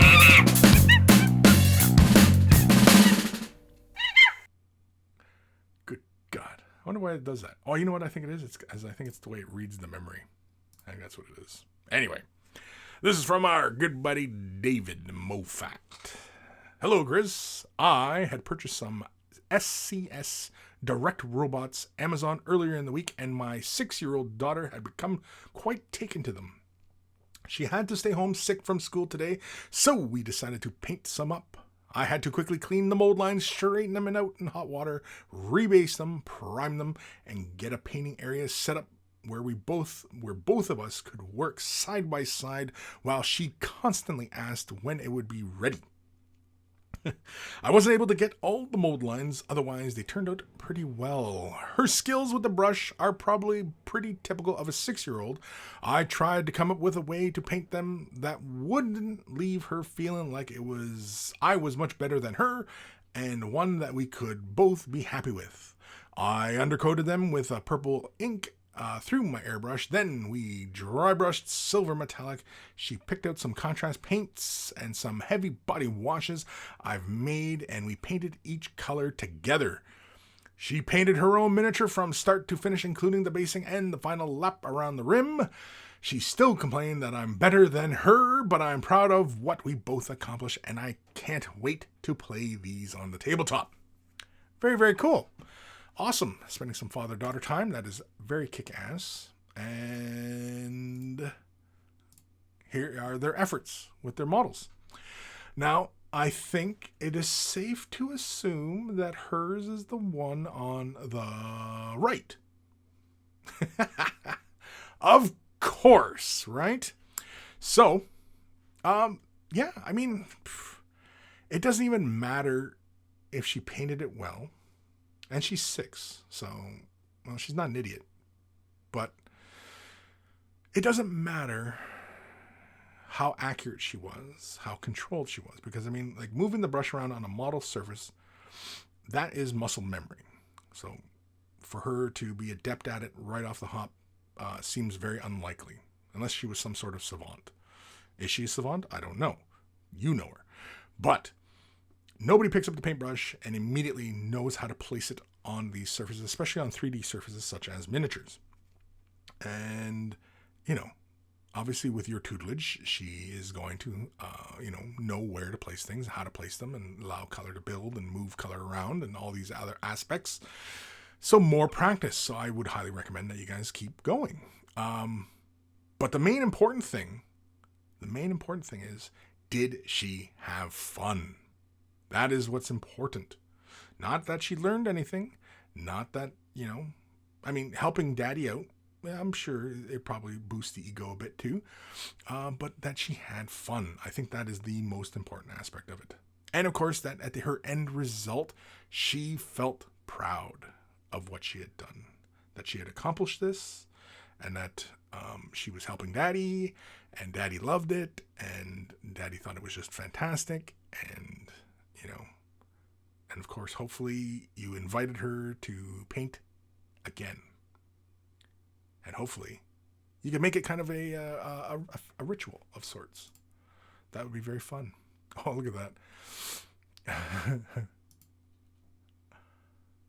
Yeah, that's really awesome. That is really awesome. She did it really fantastic. I'm looking at the model on the right. She did a really great job, actually. Yours is a little lackluster, buddy. She's the one that painted the one on the right, right? I'm correct in that assumption?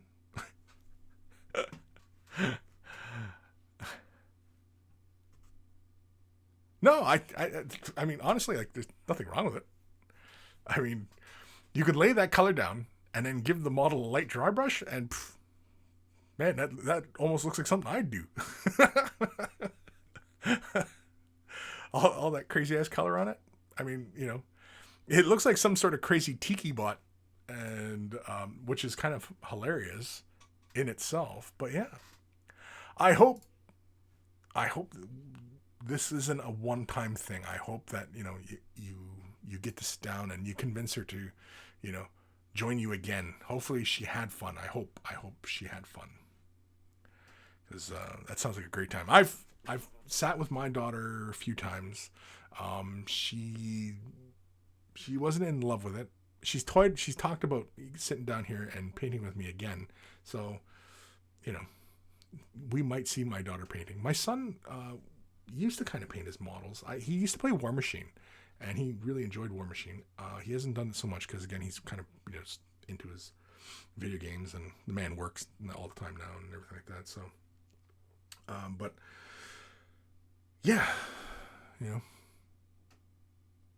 definitely. Whenever you can spend time with your kids, man, it's important, especially at that age.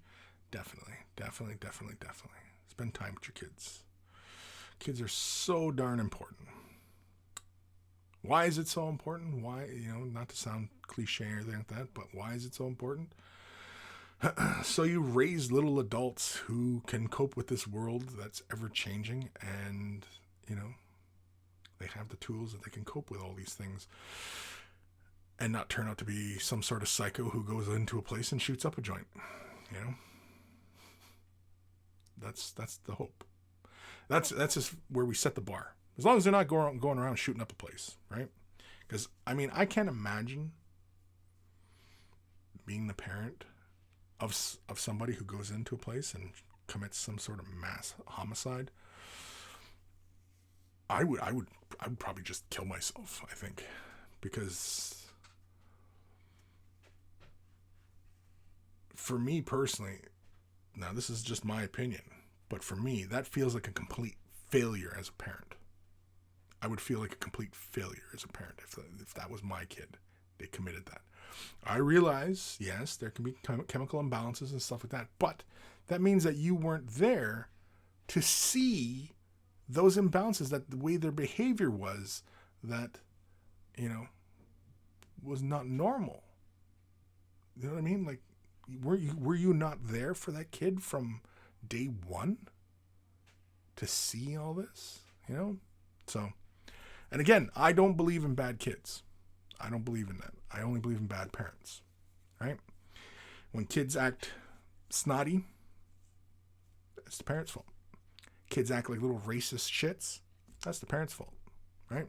When they're disrespectful to elders, that's the parents' fault. Bad kids. I don't believe in bad kids. Only bad parents. And of course, you know, you as a parent raising a bad kid, you were bad. Your parents were bad. Your grandparents were bad. Goes all the way back. Just bad. It's bad people. It's just bad people, man. Oh, man. Aaron Siege, Kris, what do you think of Warcaster, War Machine in Space? I had a quick look at it. I don't know. I was a hard sell on War Machine from day one anyway. War Machine, it took a long time for me to get into War Machine. Once I did, I enjoyed it. The earlier version of it. Or the Mark II, Mark III? I don't know. Whatever it was when I was playing it. Not this current edition, the edition before it. And the hard part for me was the sculpts. I didn't care for the models. And I was looking at this new iteration, and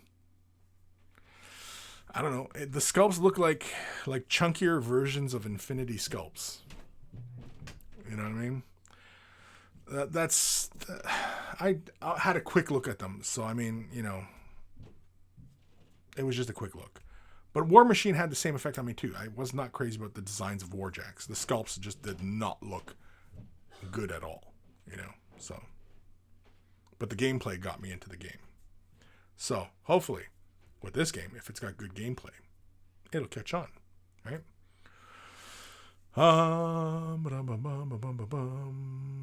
Sophie, have to go. Have fun hobbying, peeps. Later, Sophie. Robert Marshall, what's a good wash for bright orange Iron Jaws armor? For a bright orange? What's a good wash? Well, I guess for a bright orange for your... Like, okay. I guess really the question is what is your base color? What is the base color? You're going for a bright orange, so what is your base? Right?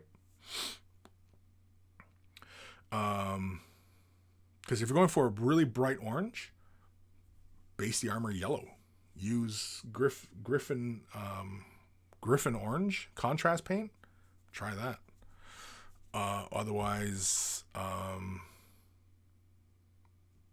yeah. I mean, a good wash for bright orange. I mean, I have a video on turning any color into a wash. Let's say, where is it? That way? Just click there. Turning any video into wash. Fuck that all up. Turning any color into a wash. I've done a video on it. There'll be a video at some point. Anybody watching this after effect, I'll have a card there. Oh, what's the time index? Hour 45. So hour 45. I'll have to skip back and put the card there. But yeah, it's Robert Marshall. I'm using Fire Orange from Army Painter. Okay, hold on. Let me look up the Army Painter. Fire Orange. Wow, I can't even spell orange. I'm an idiot. All right. Lava orange? I got lava orange. Fire lizard.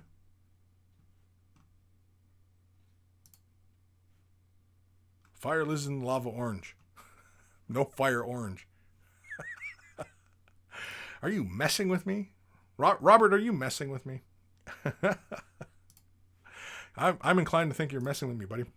Let me go to the site. Army Painter. And where is it? All right. Anyway, if you're going to go for a what was your initial question? A bright orange? What's a good wash for bright orange? Okay. Well, I kind of seen what either of those two oranges were, and they're very bright. You can use a red for your shading, You can use a deep, deep orange. So far, you used a red tone from Army Painter, and it worked well than painting over its Velo. It's Velo. Oh, it's Vallejo Fire Orange. Oh, okay. Yeah, they're probably around the same hue, though. They're probably around the similar value. A lot of these paint companies all make their colors fairly similar, especially to like GW, because, you know, they set the standard kind of thing, right? And everybody just imitates their shit. So, yeah. I mean, if I, like, okay, you're saying it's Vallejo. Okay, well, let me see here. Let's be as accurate as possible here. Vallejo Fiery Orange Fire. Orange Fire. Yeah, that's kind of akin to Troll Orange in GW's line. At least that's how I'm interpreting the color on my screen. I have that color. Let's see.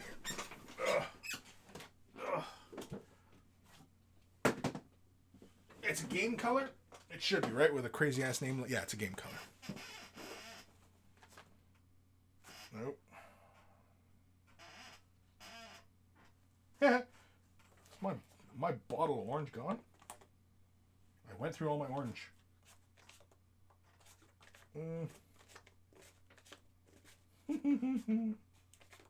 Yeah. My freaking orange is gone. Son of a bitch. Terracotta. Oh. Well, now I am disappointed. I am disappointed. Ooh, some fresh blades. Do I still have any brushes in here? Anyway, Troll Slayer Orange. That's about the same similar value. Going for a bright orange, like if you are highlighting up with yellows on your orange, yes, you can use. You know what? Even the contrast color, what is it? Griffhound Orange. It's a really nice deep orange. It almost pushes towards almost a brown, like it goes like really dark. So if you use that just to, I don't know how much you're laying down, because you can also thin the contrast color down a bit and apply it to your model surface. So yeah. Dr. Santos, a recessed wash of Fugan Orange, maybe? Yeah, a recessed wash of Fugan Orange. You could always thin it down with either medium or water. I would recommend the medium. Thin it down a bit and apply it over the surface. And if it, that way you can test it out and build it up in layers and kind of, is this dark enough? Is it too dark? Not dark enough, you know what I mean? And so if it's not dark enough, it's better to build to darkness rather than hit it real heavily and it's too dark and you're like, and then you got to repaint the whole thing, right? So yeah, Fugan Orange, the contrast Griffhound Orange, those are two options. I definitely would use thinners though to thin them down. Or if you want to stay within the realm of opaque colors, just add a bit of red to this orange or even a dark brown. Not too dark, like a mid, yeah, but okay, I guess a dark, like a sienna. Add that to the orange. Use a little bit of thinner flow aid, make a shade wash of it, and apply it. But it all depends on how far down you want. I mean, like, what is your end goal? Like, when you say you're painting a good wash for a bright orange. That's pretty open, because what is your end goal? How bright do you want that orange? Do you want it pushing very far into yellows, or are you looking to stay within orange, but you want it to be really, really bright? Because I mean, if you want really bright orange, I mean, you might as well just go with a fluorescent orange as your base and then just shade downwards, and you know what I mean? And you're getting the maximum amount of bright orange as possible. Robert Marshall, I'll email when the first unit is done. Email me. Just send me an email. yeah, when you get the first model done to where you want it. Hopefully that helps. I don't, again, the question was very open as far as how far down you want to push it. But if you're experimenting with colors and you want to push it to a little bit deeper as a shade wash, yeah, thin the color down. Either use the GW Shade Wash Fugan Orange or the contrast color Griffhound Orange, but use the thinners to thin them down and apply them in thin glazes. Using the contrast and the shade wash should be fine either way, but the shade wash I find that it is very, very saturated. They actually might be the same value. They could very well be a very similar paint. No, they can't be, because Griffhound isn't transparent. It has a translucency, but it's not transparent. Not like the contrast. Contrast is transparent. So a lot of the undercolor will show through, which will retain intensity. And whereas Fugan, I don't know. Maybe we should do some side by sides, some contrast, because I mean, like, all the shade washes have dark saturation, whereas contrasts don't. They saturate very deeply, but they don't go quite. At least I don't know. Maybe they do. I'm thinking of the oranges, and they might be at the same value. They just act different. There might be something else in the shade wash where it pushes darker in the recesses, whereas the contrast goes more saturated and darker, but not like to the point where it can go almost black in the recesses. You know what I mean? Anyway, Fire Dracotine, that wash video helped me out a lot. You can make some interesting colors. You can make any color.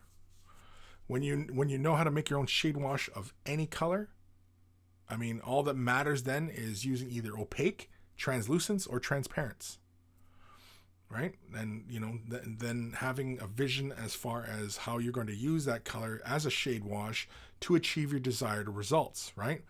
So if you're going with an opaque shade wash, a color that's opaque, and turning it into a shade wash, you know that color, as you apply it heavily, it is going to cover over whatever paint is underneath it, and that will become very dominant. A semi-transparent will have, you know, obviously it'll have some interplay with the base tones or the undertones. And of course, a transparency will allow that underlayer to come almost completely through, and you'll get a visual blending of the two like that, right? So again, it's all about where you want to go with these things and what is your end result. Now, I realize a lot of people, you know, who are relatively new to this stuff, that, you know,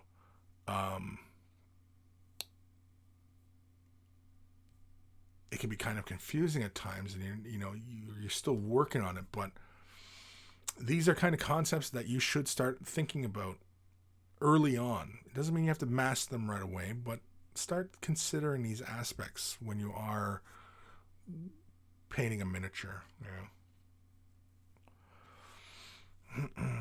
Saleswoman from Hell, what is the orange part? Flesh armor? Isn't that also important?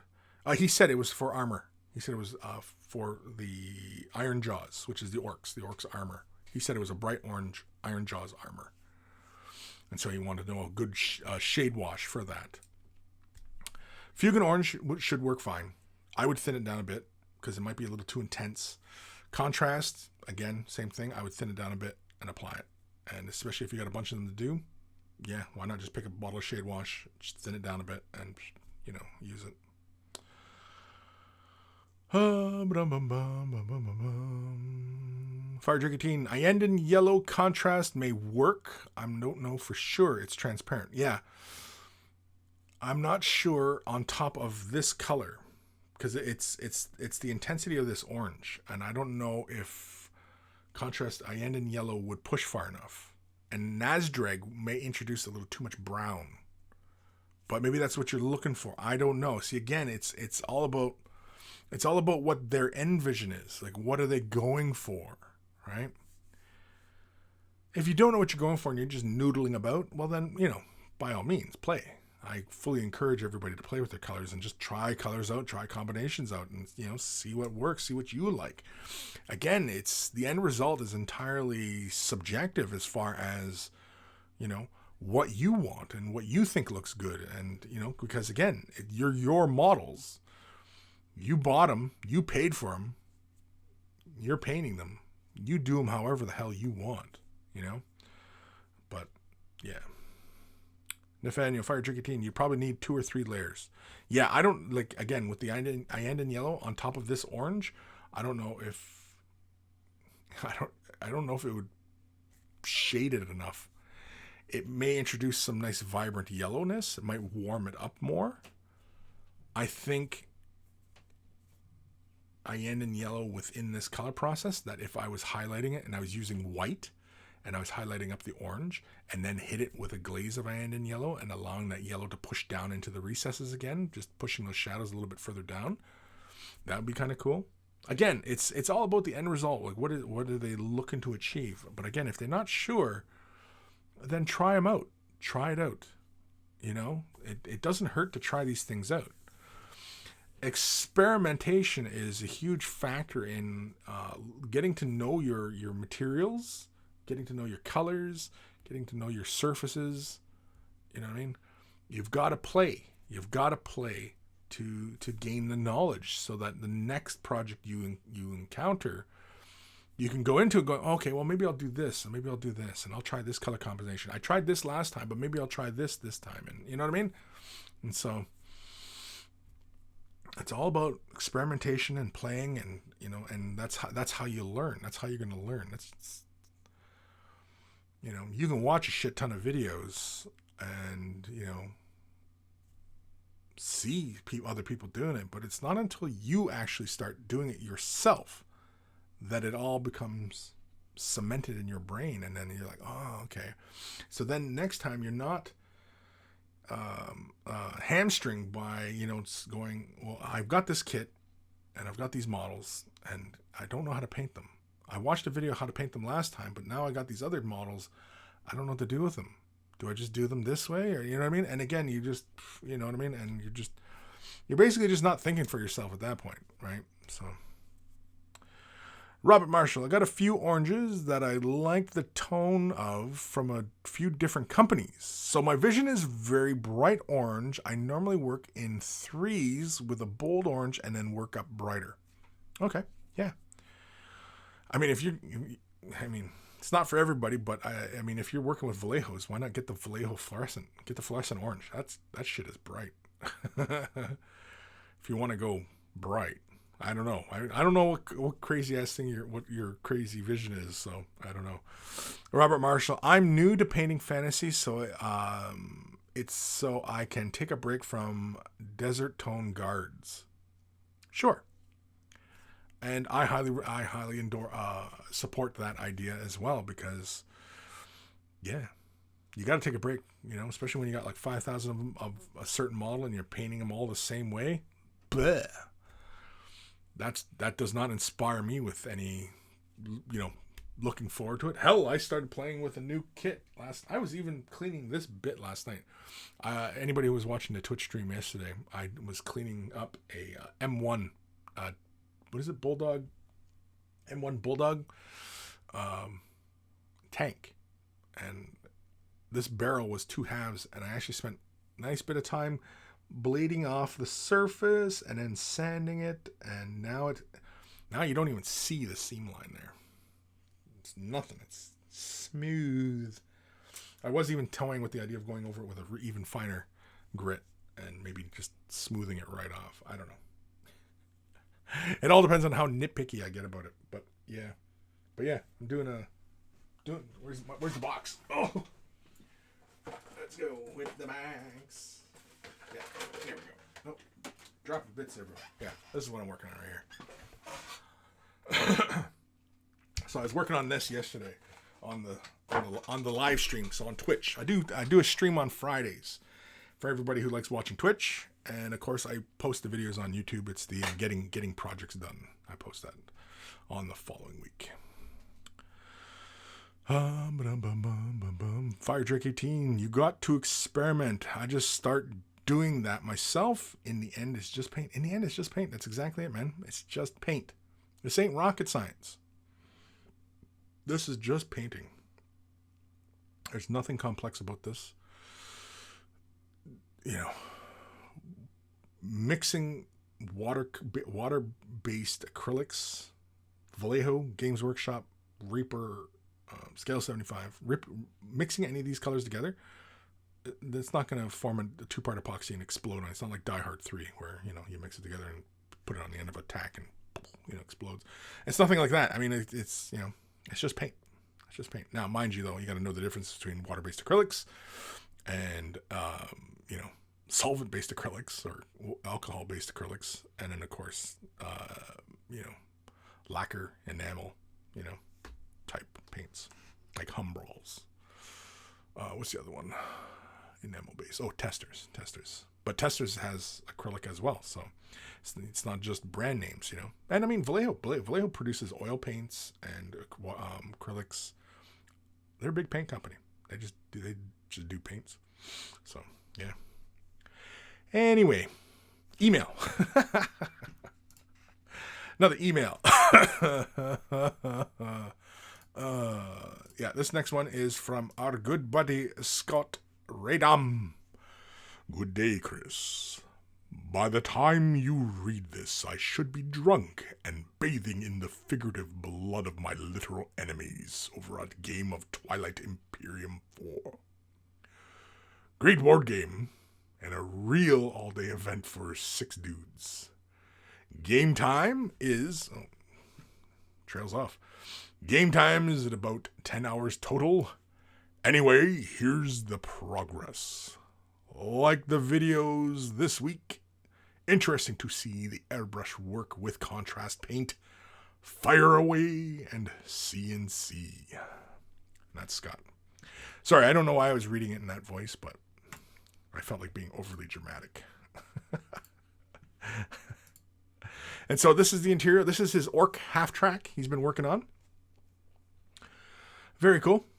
Just building up layers, texture, tone. Looking fun. He's just showing off what he's working on. Ooh, we got some, last time we saw the exterior, there was no color, I believe. So now there's some color. And so, because he's got Nazi orcs going on, Nazi, I'm going to assume this is Desert Fox's clan or faction, team, army. Either way, they're in that kind of deserty camo type of, or just that mustard yellow color scheme. Very cool. What would the orc name of Rommel be? What would an orc Rommel name be? That should be your war boss, is Rommel. I like the icon on the blower here on the engine block. That's very cool.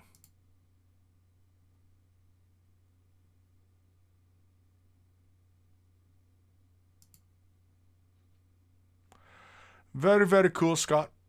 I like it. I like it. That's fun.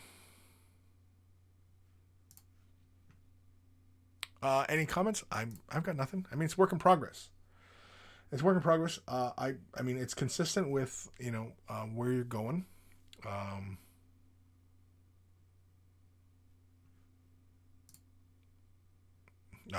don't have anything at the moment to contribute. You seem to have a really great bead on your painting and your control of the paint.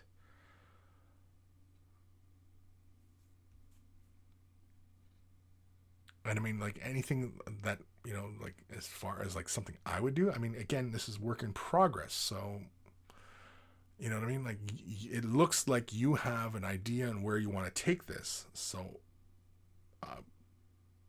I think you should just go. Yeah.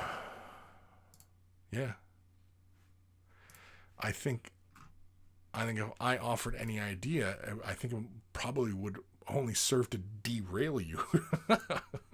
So I say, do what you're doing. Keep going.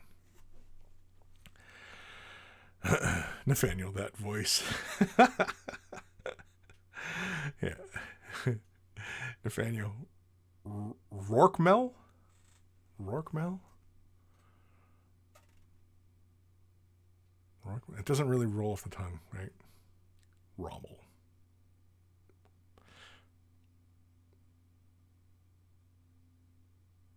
Yeah, so I don't know how you could change a name like Rommel into an orky name. I don't know. No, I don't know. Emmett Flo, sup everybody? I'm here, ready to start the show. Yeah, dude, 2 hours late. We're in 7 minutes in OT, and I'm gonna do my last email. And yes, it's the last email. This the last one I'm doing because of reasons. This is from our good buddy Legion. Hey, Kris. And he's from Germany, so I'm not going to bother reading this in a German accent because I've done that in the past, and I think I insulted people. Yeah, so. See, almost did it. Hey, Kris. I finished painting a custom tech priest for my Mechanicus army. The model itself was converted by someone on Reddit as part of a Secret Santa event. Very cool. I again used a lot of oil washes and colored pigments for the paint job to get a bit more experience in using these. Best regards from Germany, Legion Miniatures. And so here is their paint job. And I like it. I like the smooth gradation of color there. It gives that armor and the cloth that slightly dusty appearance. I like the spot color of that bright purpley blade. I almost feel like that little spot of purple, though, it could be repeated, like say on the little lens on the backpack. Something like that, you know? Nothing big. Nothing to take away from that blade. I like that big spot of purple like that. But I think like little hints of it elsewhere on the model also would be very cool.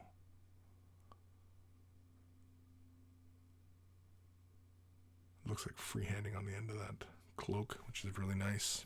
Nice and sharp. I like the shadows on this model, especially in the white areas. It's really good. It's not too intense. It almost has a smoky quality to it. It could be the lens of the camera. I don't know. It doesn't feel like it. Feels like that's actually on the model that has that not black, super contrasty look. It's a little bit of color in those shadows, which feels a bit more realistic. I realize we're talking about 40 models from the 41st millennium, but you know what I mean. I like the contrast. I think the base color looks really good.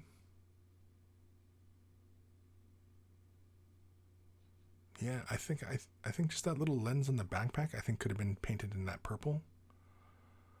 Like any of the little techno doodads, they got the little lenses or whatever. I think they could be in that purple.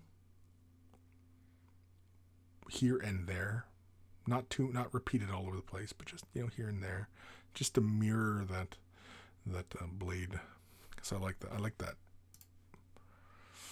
Yeah, it's really nice work.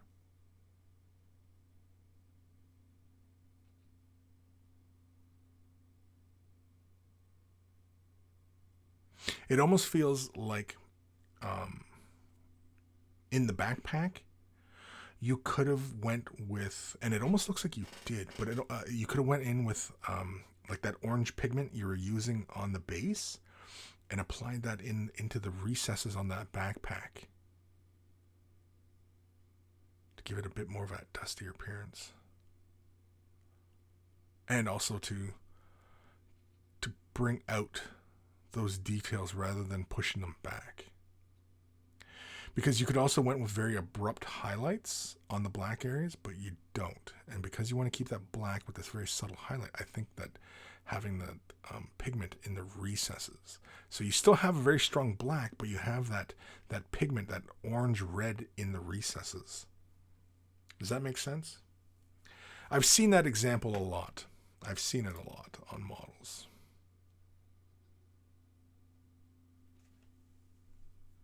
I really like this piece, though. I like what you did here. I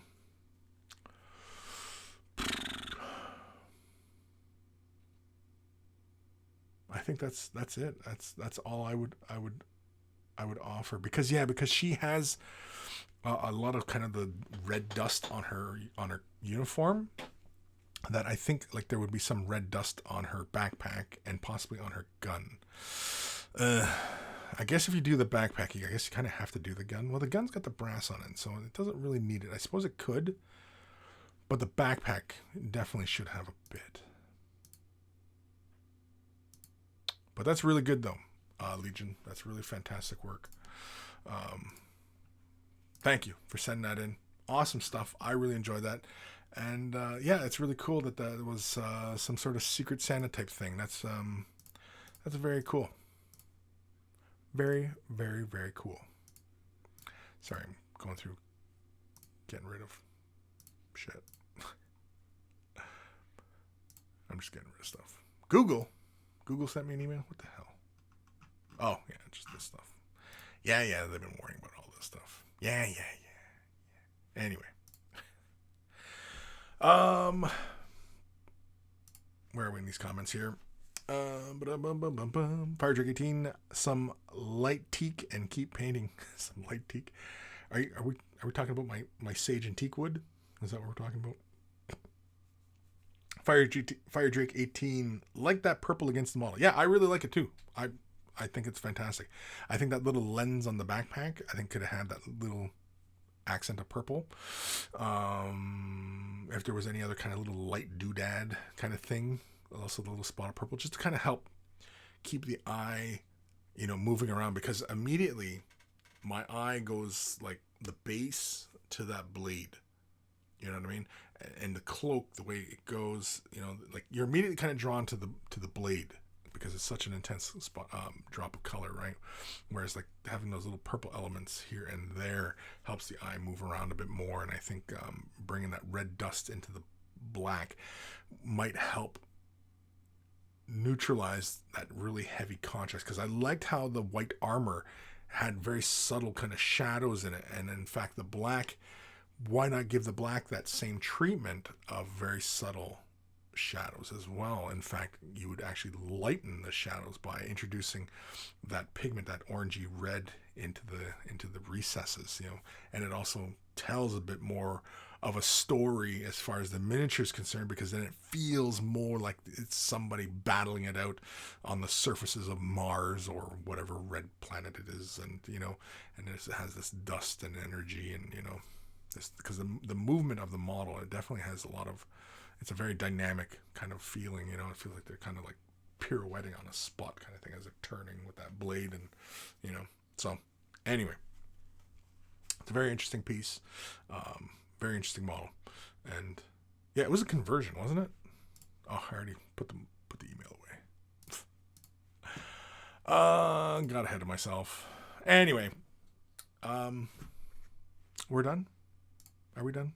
No more comments, right? We're done. Everybody stop talking. So I don't need to be here anymore. I can just turn this off and go grab some lunch. So, if you're brand new to this hobby, you want some help with your color scheme, or maybe you're a commission painter and you want some, get your name out there, send me an email, Kris@wavethebrush.com. It is in the description below, as well as a link to wavethebrush.com. Central hub of all this silliness has links to all the social medias, as well as Discord, where we keep the conversation rolling all the time there. And so, yeah. wavethebrush.com has links for t-shirts. Want to get yourself a t-shirt? Look like a connoisseur of all that is good and holy in this world. They're wearing a Way of the Brush t-shirt. Seriously, you'll see them.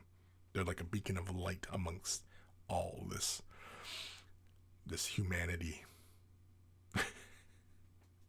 The light dark thing, I have a thought about that as well. But anyway,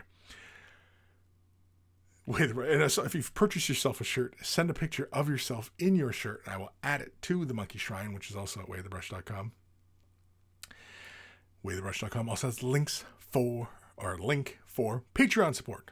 I'm independent these days. This is how I make a living. So you want to help support the channel, help it grow, help improve it, help make improvements here and there. Patreon support. Huge, huge thank you. And everybody who currently supports me, huge thank you. And everybody who's possibly thinking of supporting me, huge thank you. Do lots of videos, tutorials. I'm putting out basically about 5 videos a week now. So, yeah, we're moving along with a pretty decent schedule. Still working on the battle report thing. We're going to be doing battle reports soon enough. I have a brand new video camera picked up. So, again, with Patreon support, you're helping making these things a possibility. So, thank you. And if you're not able to support monetarily, well, you can still help me out a great deal by commenting, liking, thumbing up the video, subscribing, following, and sharing the video, and ringing the bell. Apparently on YouTube, you got to ring that bell. I don't know why you got to ring that bell, but because you already clicked the subscribe. That was already enough, right? Why do you got to click the freaking bell? I mean, come on. Just make it one click. Like, well, I don't understand why just clicking the thing doesn't just, I don't know. Either way. So, that also helps the channel as well. It helps greatly because it helps spread the word, right? It helps spread the information. And there's so many people out there like you who need help and want help. And, so you could say, hey, I follow this crazy nutball. He occasionally puts out informative work, and, he might help in this certain situation or in other situations. I don't know. But either way, huge thank you to everybody. And, of course, a big thank you to Carl, a.k.a. Guymere Alfer, a.k.a. Beer and Blood Bowl. That's his YouTube channel. Check him out if you love yourself some beer and you love yourself some Blood Bowl. Beer and Blood Bowl is where it's at. We always say thank you to Carl for taking the time out of his busy day to create the email jingles that play before the email segment of the show. And also a big thank you to my brother, Evan, my baby brother, Evan. Always much love for making the intro music and outro music for this show. So always huge, huge thank you. What else? Is that it? Fire Jerky Team. Like Patrick Stewart, you got to squeeze every last drop. Just squeeze. I'm looking forward to that new Dune movie. I'm Denis Villeneuve. He's awesome. And so, I'm looking forward to that movie. That comes out I think December, it comes out. And apparently it follows the books. And so Dune is fantastic, and I'm really looking forward. It's going to have nothing like the David Lynch movie. It's going to be his own interpretation. He's inspired by the books. So it's exciting. I'm excited. And apparently it's going to be like a 2-parter. So we'll get part 1, then a year or 2 later we'll get part 2 kind of thing. I'm excited. I'm looking forward to it. It should be very, very interesting. Was that it? That was it, right? We're done. We got all our emails done, so keep the emails rolling in. And I'll see you guys later. Maybe. Possibly. I don't know. I don't know. I'm kind of, I need lunch. Yeah. So, saleswoman from hell? Yeah, lunch. It's lunchtime. Need some lunch. My blood sugar is getting low. I'm getting goofy. Take care of your brushes. They'll take care of you. And I will see you guys later. Later? Yeah, later. Much later. No, not too much later. But later. Who knows? Who knows what the future will hold for us all?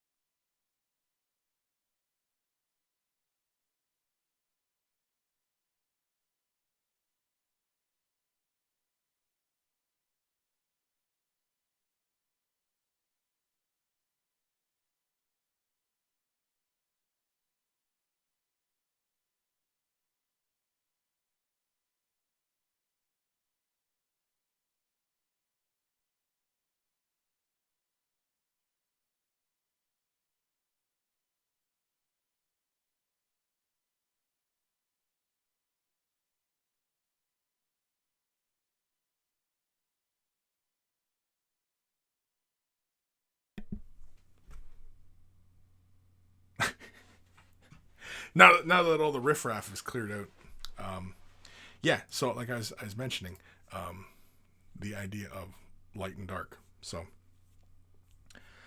what if we imagine light, right, as being good in a lot of stories and such, right? Mythologies, whatever. Light is the good side, or is perceived as the good, and dark is the bad. But what if light, right? What is nature of light? What is the characteristic of light? Light shines down on everything. Everything becomes visible. So everything you do is under the light. You're watched, right? Everything you do, there's no freedom under the light. In the darkness, where nobody can see you, you have privacy. You're alone. Right? Darkness. So the darkness isn't bad, right? Under the light, you're amongst many. In the dark, you're alone. It's not a bad thing, right? There was another idea I had behind that as well, behind the light, that it's shining a light on you. The darkness, you have the freedom.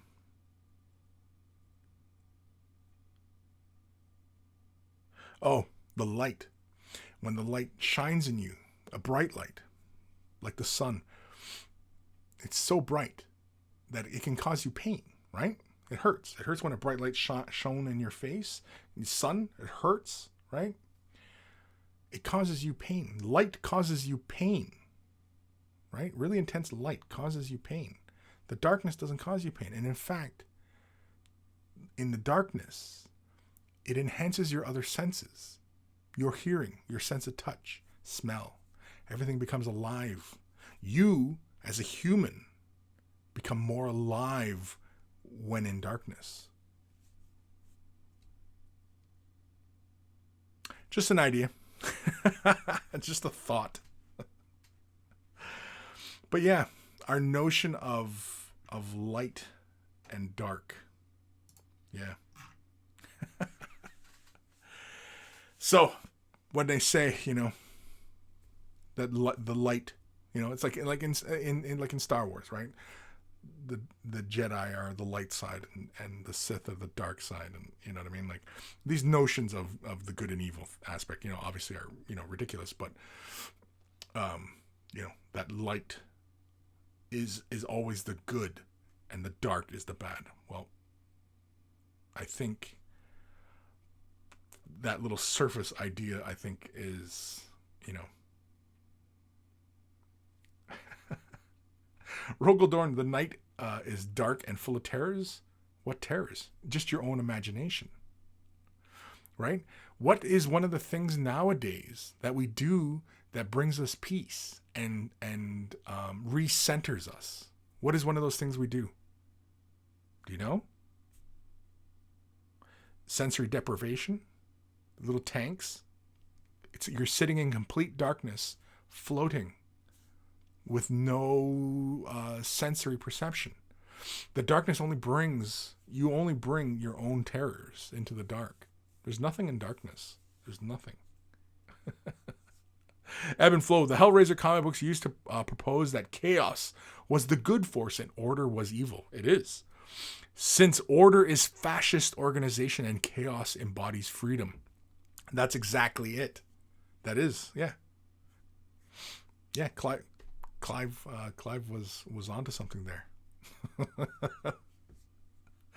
Chaos is freedom. And like the Joker says, chaos is fair. Right? But chaos and darkness are not the same thing. We're just talking about the analogous of or the analogy of light and dark. The light, being in the light blinds you. It causes you pain.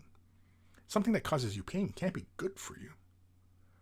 When you're in the darkness, right? Your other senses become alive. You become truly human when you're operating on all your senses. Right? Just a different perspective on these frickin' tropes. And that's all it is just tropes. Ghost of Starman Deluxe. There is no light and dark. There is only the Force. Exactly right. There is only the Force. Ebb and Flow.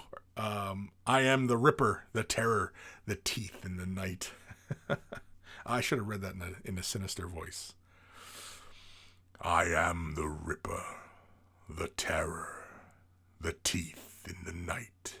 That was my impression of Pinhead, by the way. Or it would have been more of the teeth in the night. Something like that. There we go. You guys can add that to your phone.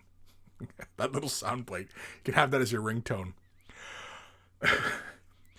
I am the Ripper, the Terror, the Teeth in the Night.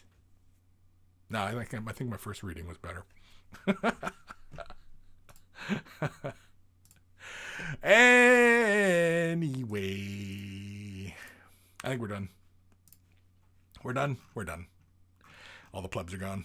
Yeah, it's just us. It's only the cool kids now. It's just the cool kids. Don't you feel good now? It's just the cool kids. Anyway, yeah, I'm getting kind of freaking goofy because I'm hungry, and I'm out of tea, and yeah, I'm gonna work some more on my tank today. I'm probably not going to show everything I do, although I might. I don't know. Again, I do have an idea on what I'm going to do. Actually, you know what? I'll probably make a separate video for this. You know what? I'll make a separate video for this. Just an update. It's really for the patrons anyway. It's something I was batting around. I was talking about it on Discord. I think I was talking about it online too, but I was talking about it on Patreon. And, you know... kind of the future of the channel kind of thing and how I'm creating videos and such. And so, yeah, as you know, the patrons, I feel, have more of a direct say as far as, you know, how things go, because again, you know, I want this to be a good return on their investment, and anybody else considering this, right? It should always be, you know, when you're considering supporting somebody, you should consider it like an investment. Like, I invest and I get something, and you know what I mean, and so on and so forth. So, yeah. But anyway, I'll make a separate video on it. It's kind of, I think, where I'm going to go with all this, because I was asking the question. So, but anyway, that's neither here nor there. Disco Duke, there he is. Hi, fashionably late. You're very late because I'm about to turn this off. Ebb and Flow. That quote was from Beowulf during his fight with Grendel. Was it? Oh, yeah. Yeah. I remember because he said the way he says, I am the Ripper. Yeah. Anyway. All right, I'm getting the hell out of here. You guys go paint something, do something, hug a loved one, plant a garden, paint a model, help an old lady cross the street. Do something positive. Be a force of positive. Even if it is just simply saying hello to a neighbor, helping them out, help them shovel their driveway, if you live in northern parts, if you have shared driveways. I don't know. I have no idea where you are. And if you're somewhere warm,